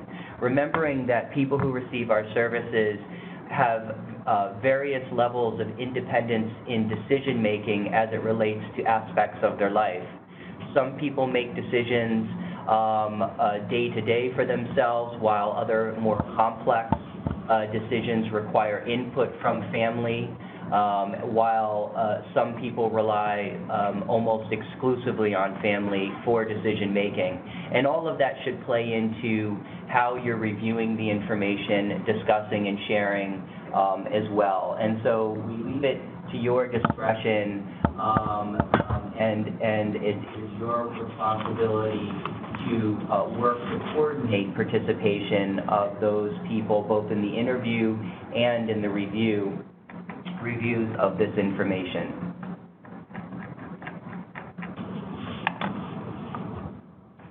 Timely sharing of the documentation, the CAS output summary, is really important to understanding how the information has value both in the care planning process and also to, with respect to understanding accuracy.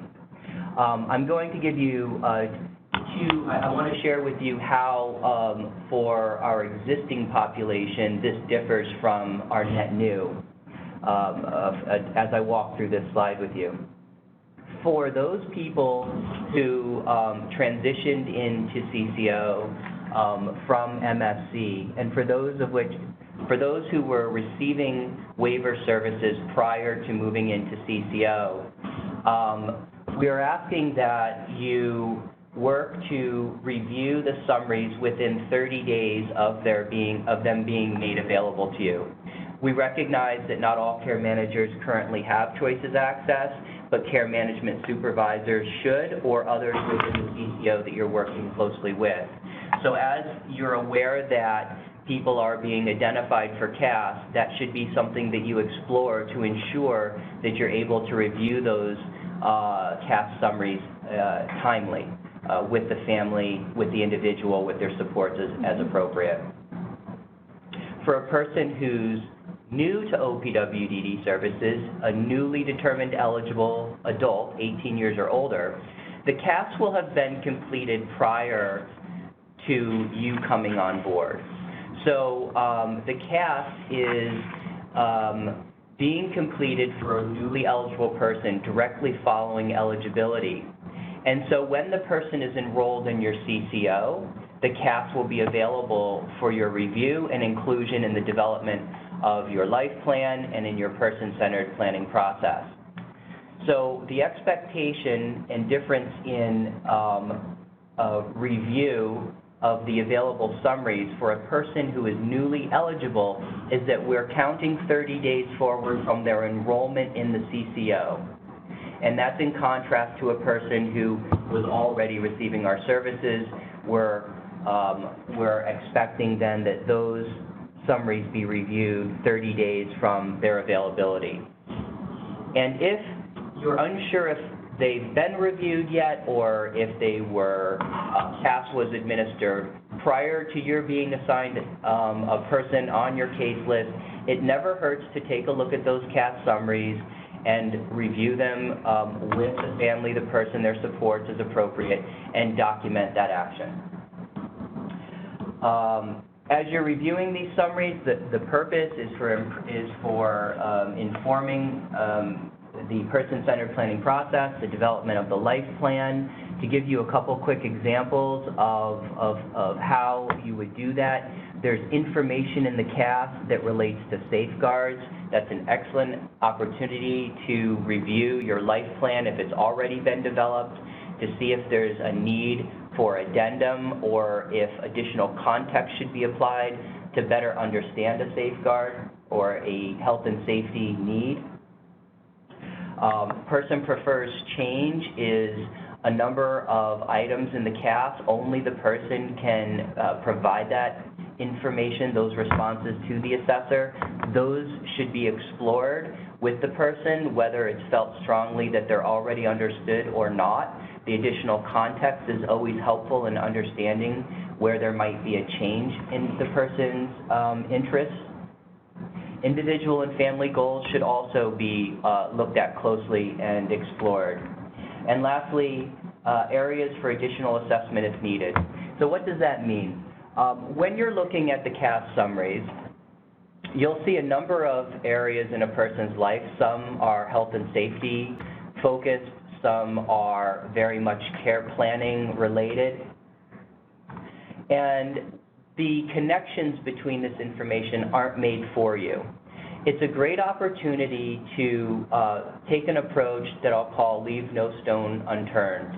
The information in the CAS often appears as data elements to us that aren't connected. And as you begin to connect this information, the interest, the need, the skill, or the ability becomes much more evident.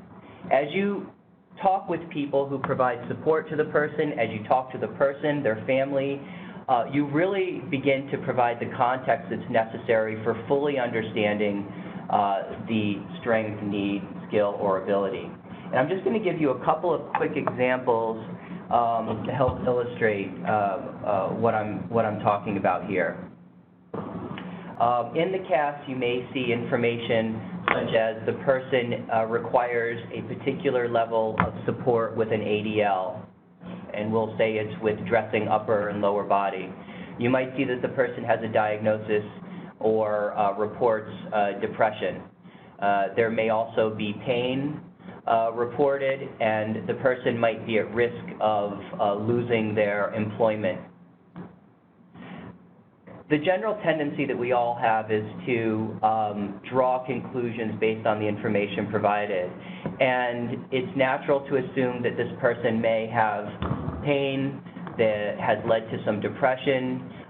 This might actually relate also to their need for some assistance with their ADLs.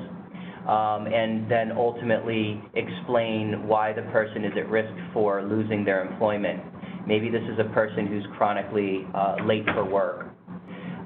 We really need to make sure that we're having discussion and talking about this information in the CAS to make sure that we're not drawing assumption inappropriately about a person based on even what we know to even be the case.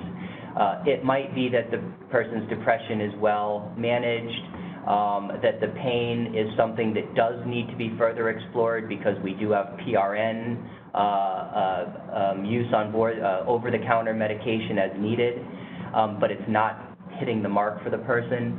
And it may be that the risk of unemployment is not a direct result of the routine lateness, or that the routine lateness has factors that are unrelated to the morning routine being completed efficiently. It might relate to the staff support, the particular staff delivering the support, for instance. We want to make sure that as you review this information, you're really looking at your plan critically, and even when there's agreement in the information, you should question why we believe there's agreement in the information. So under safeguards, we often see particular levels of support documented in a plan. We see language such as in our reviews that the person requires, I'll say, supervision occasionally when they're in a mood.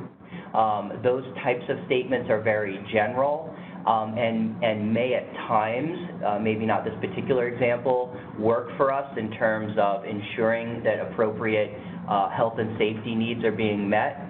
However, for the staff person who's to interpret this information correctly, we know that supervision can be delivered in a number of different ways: direct, indirect, line of sight, range of vision, range of hearing. We know that in a mood doesn't really describe what the person's behavior might be like that would necessitate that level of supervision, and we don't know how frequently occasionally implies.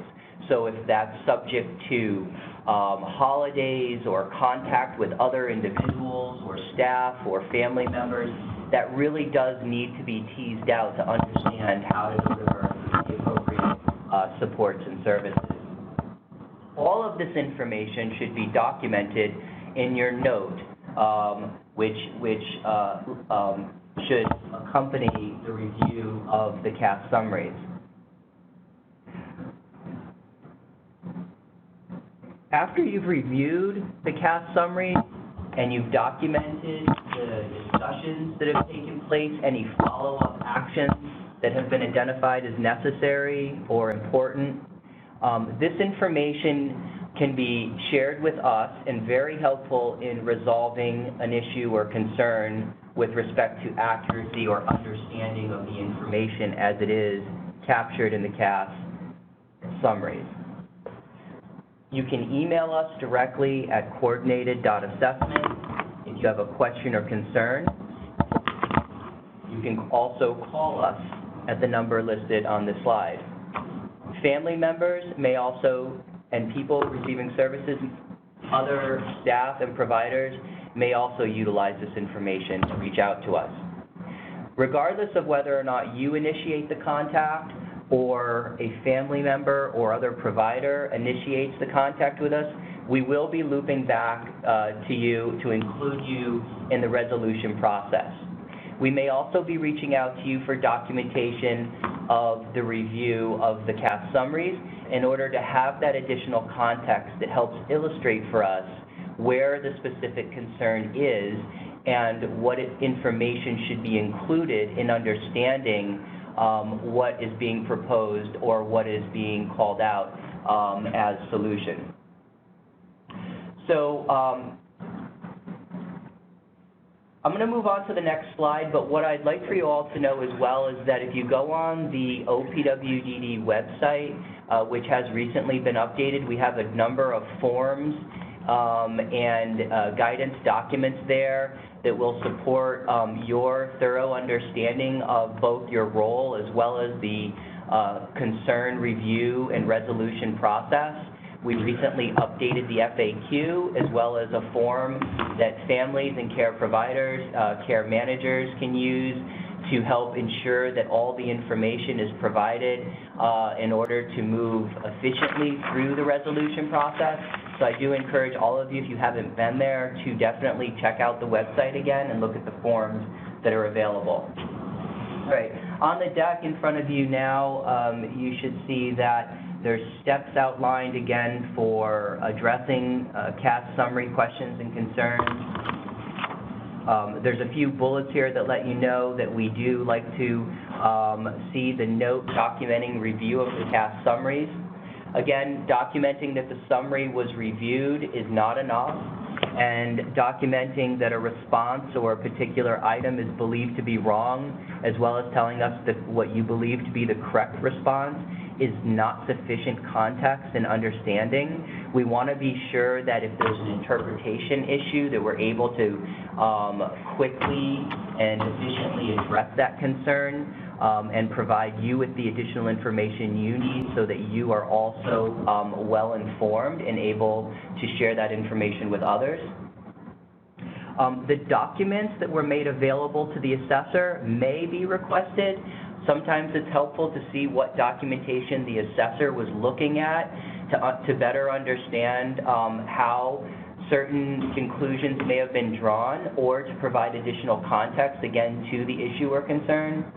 So we're hopeful that that's been part of your review process as well. You're looking at the documents that the assessor also had available to them. So if your life plan was provided to the assessor and that information was helpful to the assessor in understanding support needs, something that you're challenging in the assessment related to support needs is also evident in the documentation you shared with the assessor. That's a good example of an instance where you would want us to also see that documentation.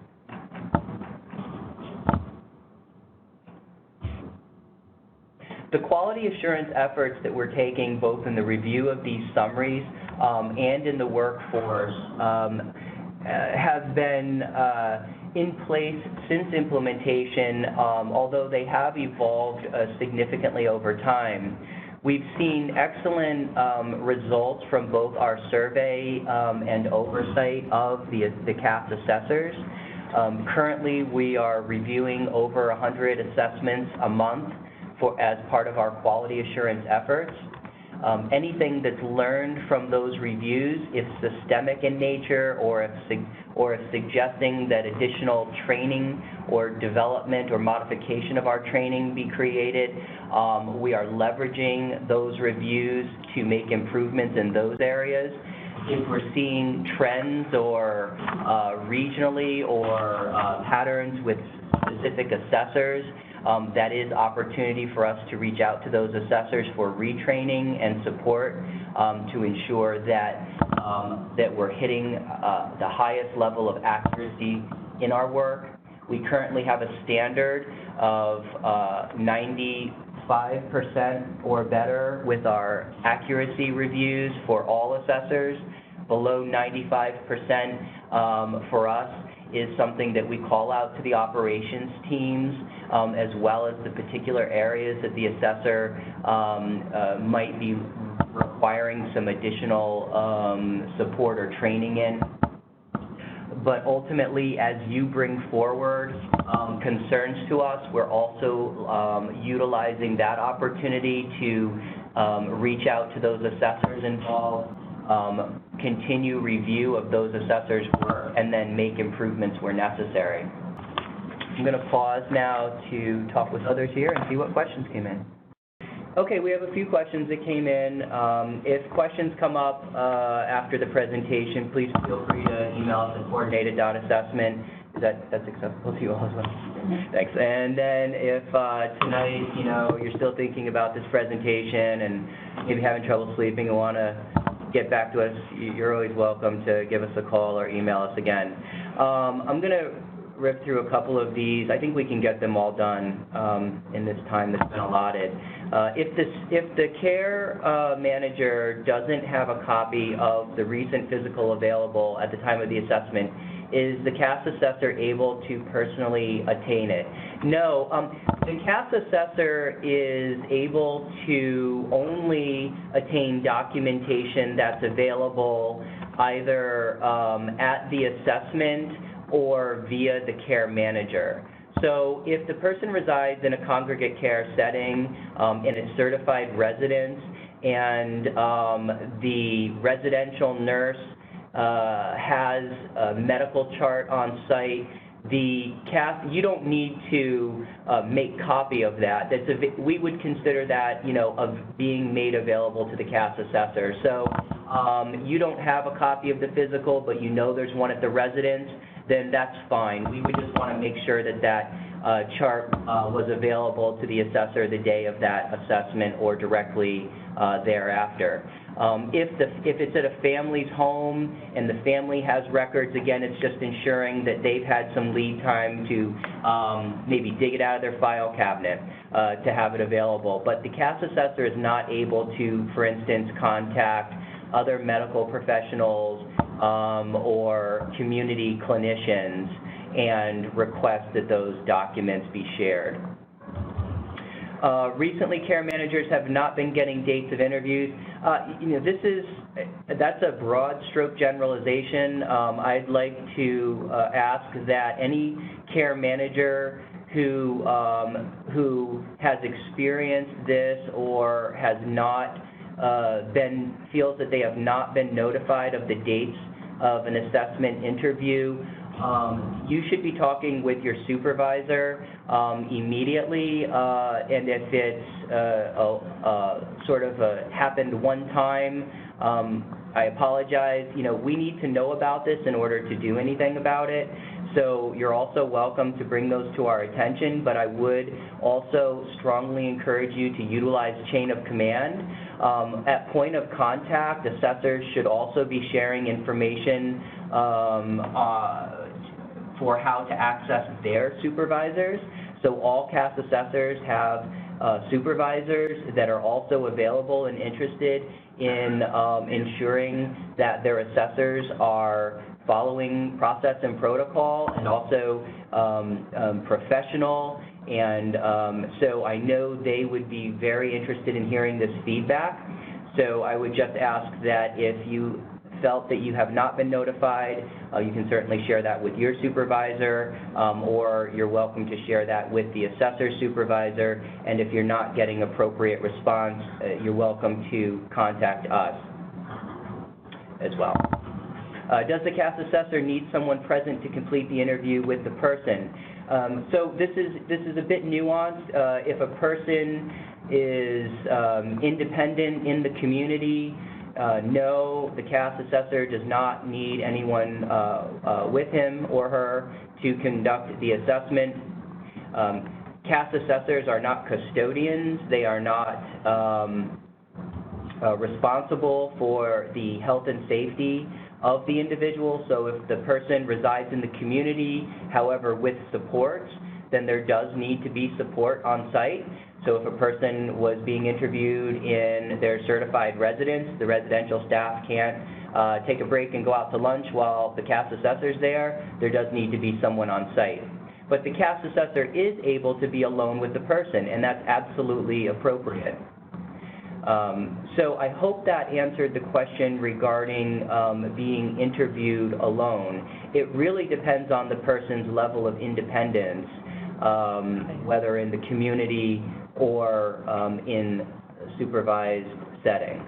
If they want to have someone available. If the person wants to have someone available, absolutely. Earlier in the presentation, I mentioned that if the person would like to have someone there for support or comfort, absolutely, they're welcome to have someone else sit in, and we'll preset them to understand their role as well. Can a member decline to participate in the class if they are selected, in the CAS if they are selected? At this point, in our communication in the CAS notification letter directed to the person, it does outline that the person's participation is optional. I want to talk about this for just a couple of minutes. We would strongly encourage a person to participate in the CAS assessment whenever it is not sort of contraindicated. The reason why is that this assessment tool was developed following many conversations with the people we serve, their families, and other stakeholders. And the tool was developed to meet one specific request, and that was that the person have a voice in the assessment administration process and documented in the assessment tool. So we went to great lengths to include very specific items that only the person can provide or contribute and provide input on. And so as such, I would want them to understand that this is a very empowering opportunity. Now, that participation is very driven and dependent on the person's interest. So if my interest is only to participate until I get tired of it, then that's fine. And I can say we're done whenever I'm ready. I can participate for 5 minutes, 15 minutes, or if I'm verbose and have a great interest in talking with you, I can spend the next hour or so talking to you and sharing details of my life. And so really what we're wanting the person to know is that there's also a tremendous amount of flexibility built into this. The conversation is driven by what the person feels is important for the assessor to know about him or her. So the person is encouraged to start the discussion and highlight those things that are important to the person. Once that's accomplished, we can end the interview. So certainly we'll offer opportunity for the person to continue in that conversation, collecting the information firsthand from the person as a starting point is preferred, but their participation is very flexible, and we strongly encourage them to participate. If the person chooses not to participate in the interview, the assessor may explore whether an observation or simply seeing the person, I should say. It's not a clinical observation. The assessor always has interest in seeing the person in particular environments because that provides great opportunity to springboard into conversation and discussion with those who support the person. So let me give you a quick example. If Amanda has told me that she does not want to participate in the CAS interview, I respect that. I would certainly encourage her to participate because she'll have a voice in this assessment. That's a big difference from the way assessment was done in the past. If Amanda still says, nope, not interested, that's fine. If it's not contraindicated that it would be appropriate for me to see Amanda transition home after work, and Amanda is not going to react negatively to that, then the assessor might just be at the home, seeing Amanda arrive from work, grab a snack, watch some TV. I'm seeing her interact with her environment. That could be enough for me to then engage those knowledgeable individuals, those people who support Amanda, in talking about her support needs. Here I'm seeing her just demonstrate certain levels of independence and or support. It's just a great springboard into the conversation. So that's a little bit on that topic. Can he please explain more regarding the point that a care manager is responsible for coordinating key people? What does this look like? Yes, this happens following, let me say this, this can start with your knowledge of the person and key supports and those who are involved in the person's life. The example I give in trainings often is that when I was an MSc, I had a family that was very involved in Long Island, and I knew that whatever took place in this person's life, they would want to be present. If I receive a phone call verifying contact information for a legal guardian or actively involved family, I know that those family members from Long Island are going to want to be present. So while the assessor is working to mail the initial notification letter, reach out to the person at their residence, and get some date, time, and location that best works for the person, care manager, you can already be reaching out to family to explore their availability. Maybe what you'll learn is that it can't be on a Wednesday or a Friday, or it's going to need to be a minimum of 5 days out so that they can take off time from work, make travel arrangements, etc. The key here is that you can be proactive in identifying what times and dates work or don't work. That's how we schedule meetings efficiently, even in our own roles here at central office. And then when the assessor brings back the date, time, and location, you'll already have a head start on whether it works or not. And also, you'll have, if it doesn't work, you'll know what dates, times, or locations may not ever work. And in that way, if the assessor needs to be person-centered in their approach and avoid Wednesdays, because that's when Michael likes to go bowling, as long as it's not a Wednesday, maybe we can finalize this date, time, and location now. So these are kind of tricks to navigating that, but ultimately your coordination of those key people who need to be involved really are related to the date, time, and location of those interviews. And so if you know that a particular person has had a lot of staff change in their life, but there's one consistent, and that's Michelle. Michelle has been involved from day one. All the other staff, it's been a rotating door. You know, as care manager, that Michelle is an important person to coordinate participation in these interviews. Michelle's role in this residence is important because Michelle knows me the best. So that's where your coordination of key people into the interview process really starts. That's where it's important, and that's how you can sort of start to incorporate some efforts that will also result in efficiencies. Can information on the CAS assessment be changed if people feel it is accurate? Yes, I covered some of that in the presentation already. If what we learn is something that is an issue related to interpretation, we may ask you to elaborate in your note or in your plan to help others understand the nuances related. The example I'll give you quickly is that if you have a concern around accuracy of the information, the person needs supervision with a particular ADL or IADL, but the nuance to that is that it varies depending on who the staff person is. It's not consistent all the time, or it varies depending on the person's medical or behavioral health, and we see that this can be best resolved by speaking to it in the plan. Then that may be the guidance and feedback from central office. If what we learn is that the inaccuracy is in fact verified inaccuracy, the person's level of support is either much less or much greater than the assessor identified in the CAS, then we will open and edit that information in the CAS. If what we learn through review is that there's a theme or thread of inaccuracy through a CAS, or if we learn that the assessor has had disciplinary action or been terminated as a result of their performance or work, then we would certainly suggest and recommend reassessment. So I'm giving you sort of different ends of our process outcome to help in understanding that it's really going to be situation dependent and as well as relate to the specific concerns or questions and inaccuracies that might be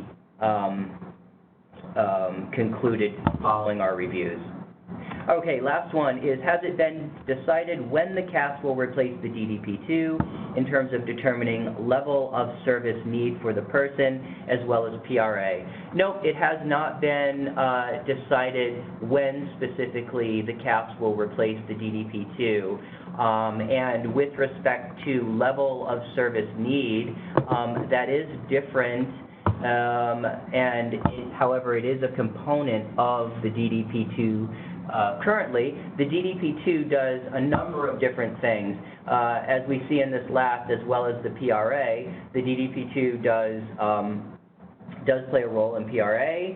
It does play a role in determining level of service need, and it does a number of other things.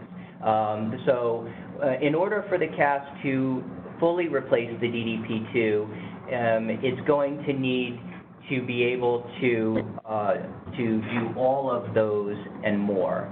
And so we're not quite there yet. Great, thank you, Al. We're going to pause for one more moment to review a few of the other questions that came in. Okay, we have two more questions. How long between the initial request for a CAS assessment and when it is actually scheduled? Right, so CAS assessors and schedulers will work to schedule CAS assessments pretty quickly. I think what we're putting our finger on here is a need for there to be open communication between the care manager and the CAS assessor. So at initial contact, I would encourage you all to make sure you're capturing contact information for your assessor, or if you're being contacted by a scheduler, asking how you might be back in touch to get update or status of a assessment that is in process of being scheduled. Generally speaking, I can tell you that following the mailing, the CAS the CAS assessor or scheduler reaches out to the person within 3 to 5 business days. They attempt to schedule the CAS as quickly as scheduling allows, and sometimes that's out if it's at a person or family member's request and related to circumstances that would be appropriate for scheduling out. But generally speaking, it's over the course of the next week to 4 weeks that an assessment would be scheduled. I don't ever see assessments being scheduled out further than a month. And again, the example is if Mike bowls on Mondays and next Monday we have a full schedule, the following Monday is a holiday, and then he prefers afternoons, and the afternoon is 4 Mondays from now. We might hit that Monday 4 weeks out. But generally speaking, we don't schedule more than 4 weeks out. I think it's safe to say that if you're really closely monitoring this and you've been contacted to verify information, you received a copy of the mailing, and it's been a week or two since then, and you haven't received any information relating to the scheduled assessment, that you reach out to your assessor or you reach back out to the schedulers at Maximus and seek update. That's not unreasonable at all. But generally speaking, we are scheduling those pretty close together following that initial contact. Thank you, Al. Lastly, are assessors able to complete assessments with people that live alone in the community? Assessors are able to complete assessments with people that live alone in the community. I think, and many of you will identify with this, with a person who lives alone in the community, there are at times some inherent safety risks for the staff, and it's also sometimes not in the best interest to be alone with a person in their home. We all know the challenges around serving. If you're a man and you're visiting a woman on your caseload, being alone with her in her home, or if you're a woman, maybe being alone with a man in his home, or any variation of that could present for potential concern. Those opportunities, those assessments are usually navigated a little bit differently by our assessors. At times they'll try to schedule at a public location. We know a local coffee shop that the person has within walking distance of their home is sometimes identified. If there's a quiet corner that can be utilized there. Public libraries. Also, if it's acceptable to the person, if they have a program or local provider office that's nearby or convenient to them, the assessor may work to schedule it there. It really depends on the specific situation. If a person receives any kind of ComHab or in-home service, the assessor may try to coordinate it with the delivery of that service. It's always helpful not to be in a situation that presents risk. So understood that those may come up from time to time.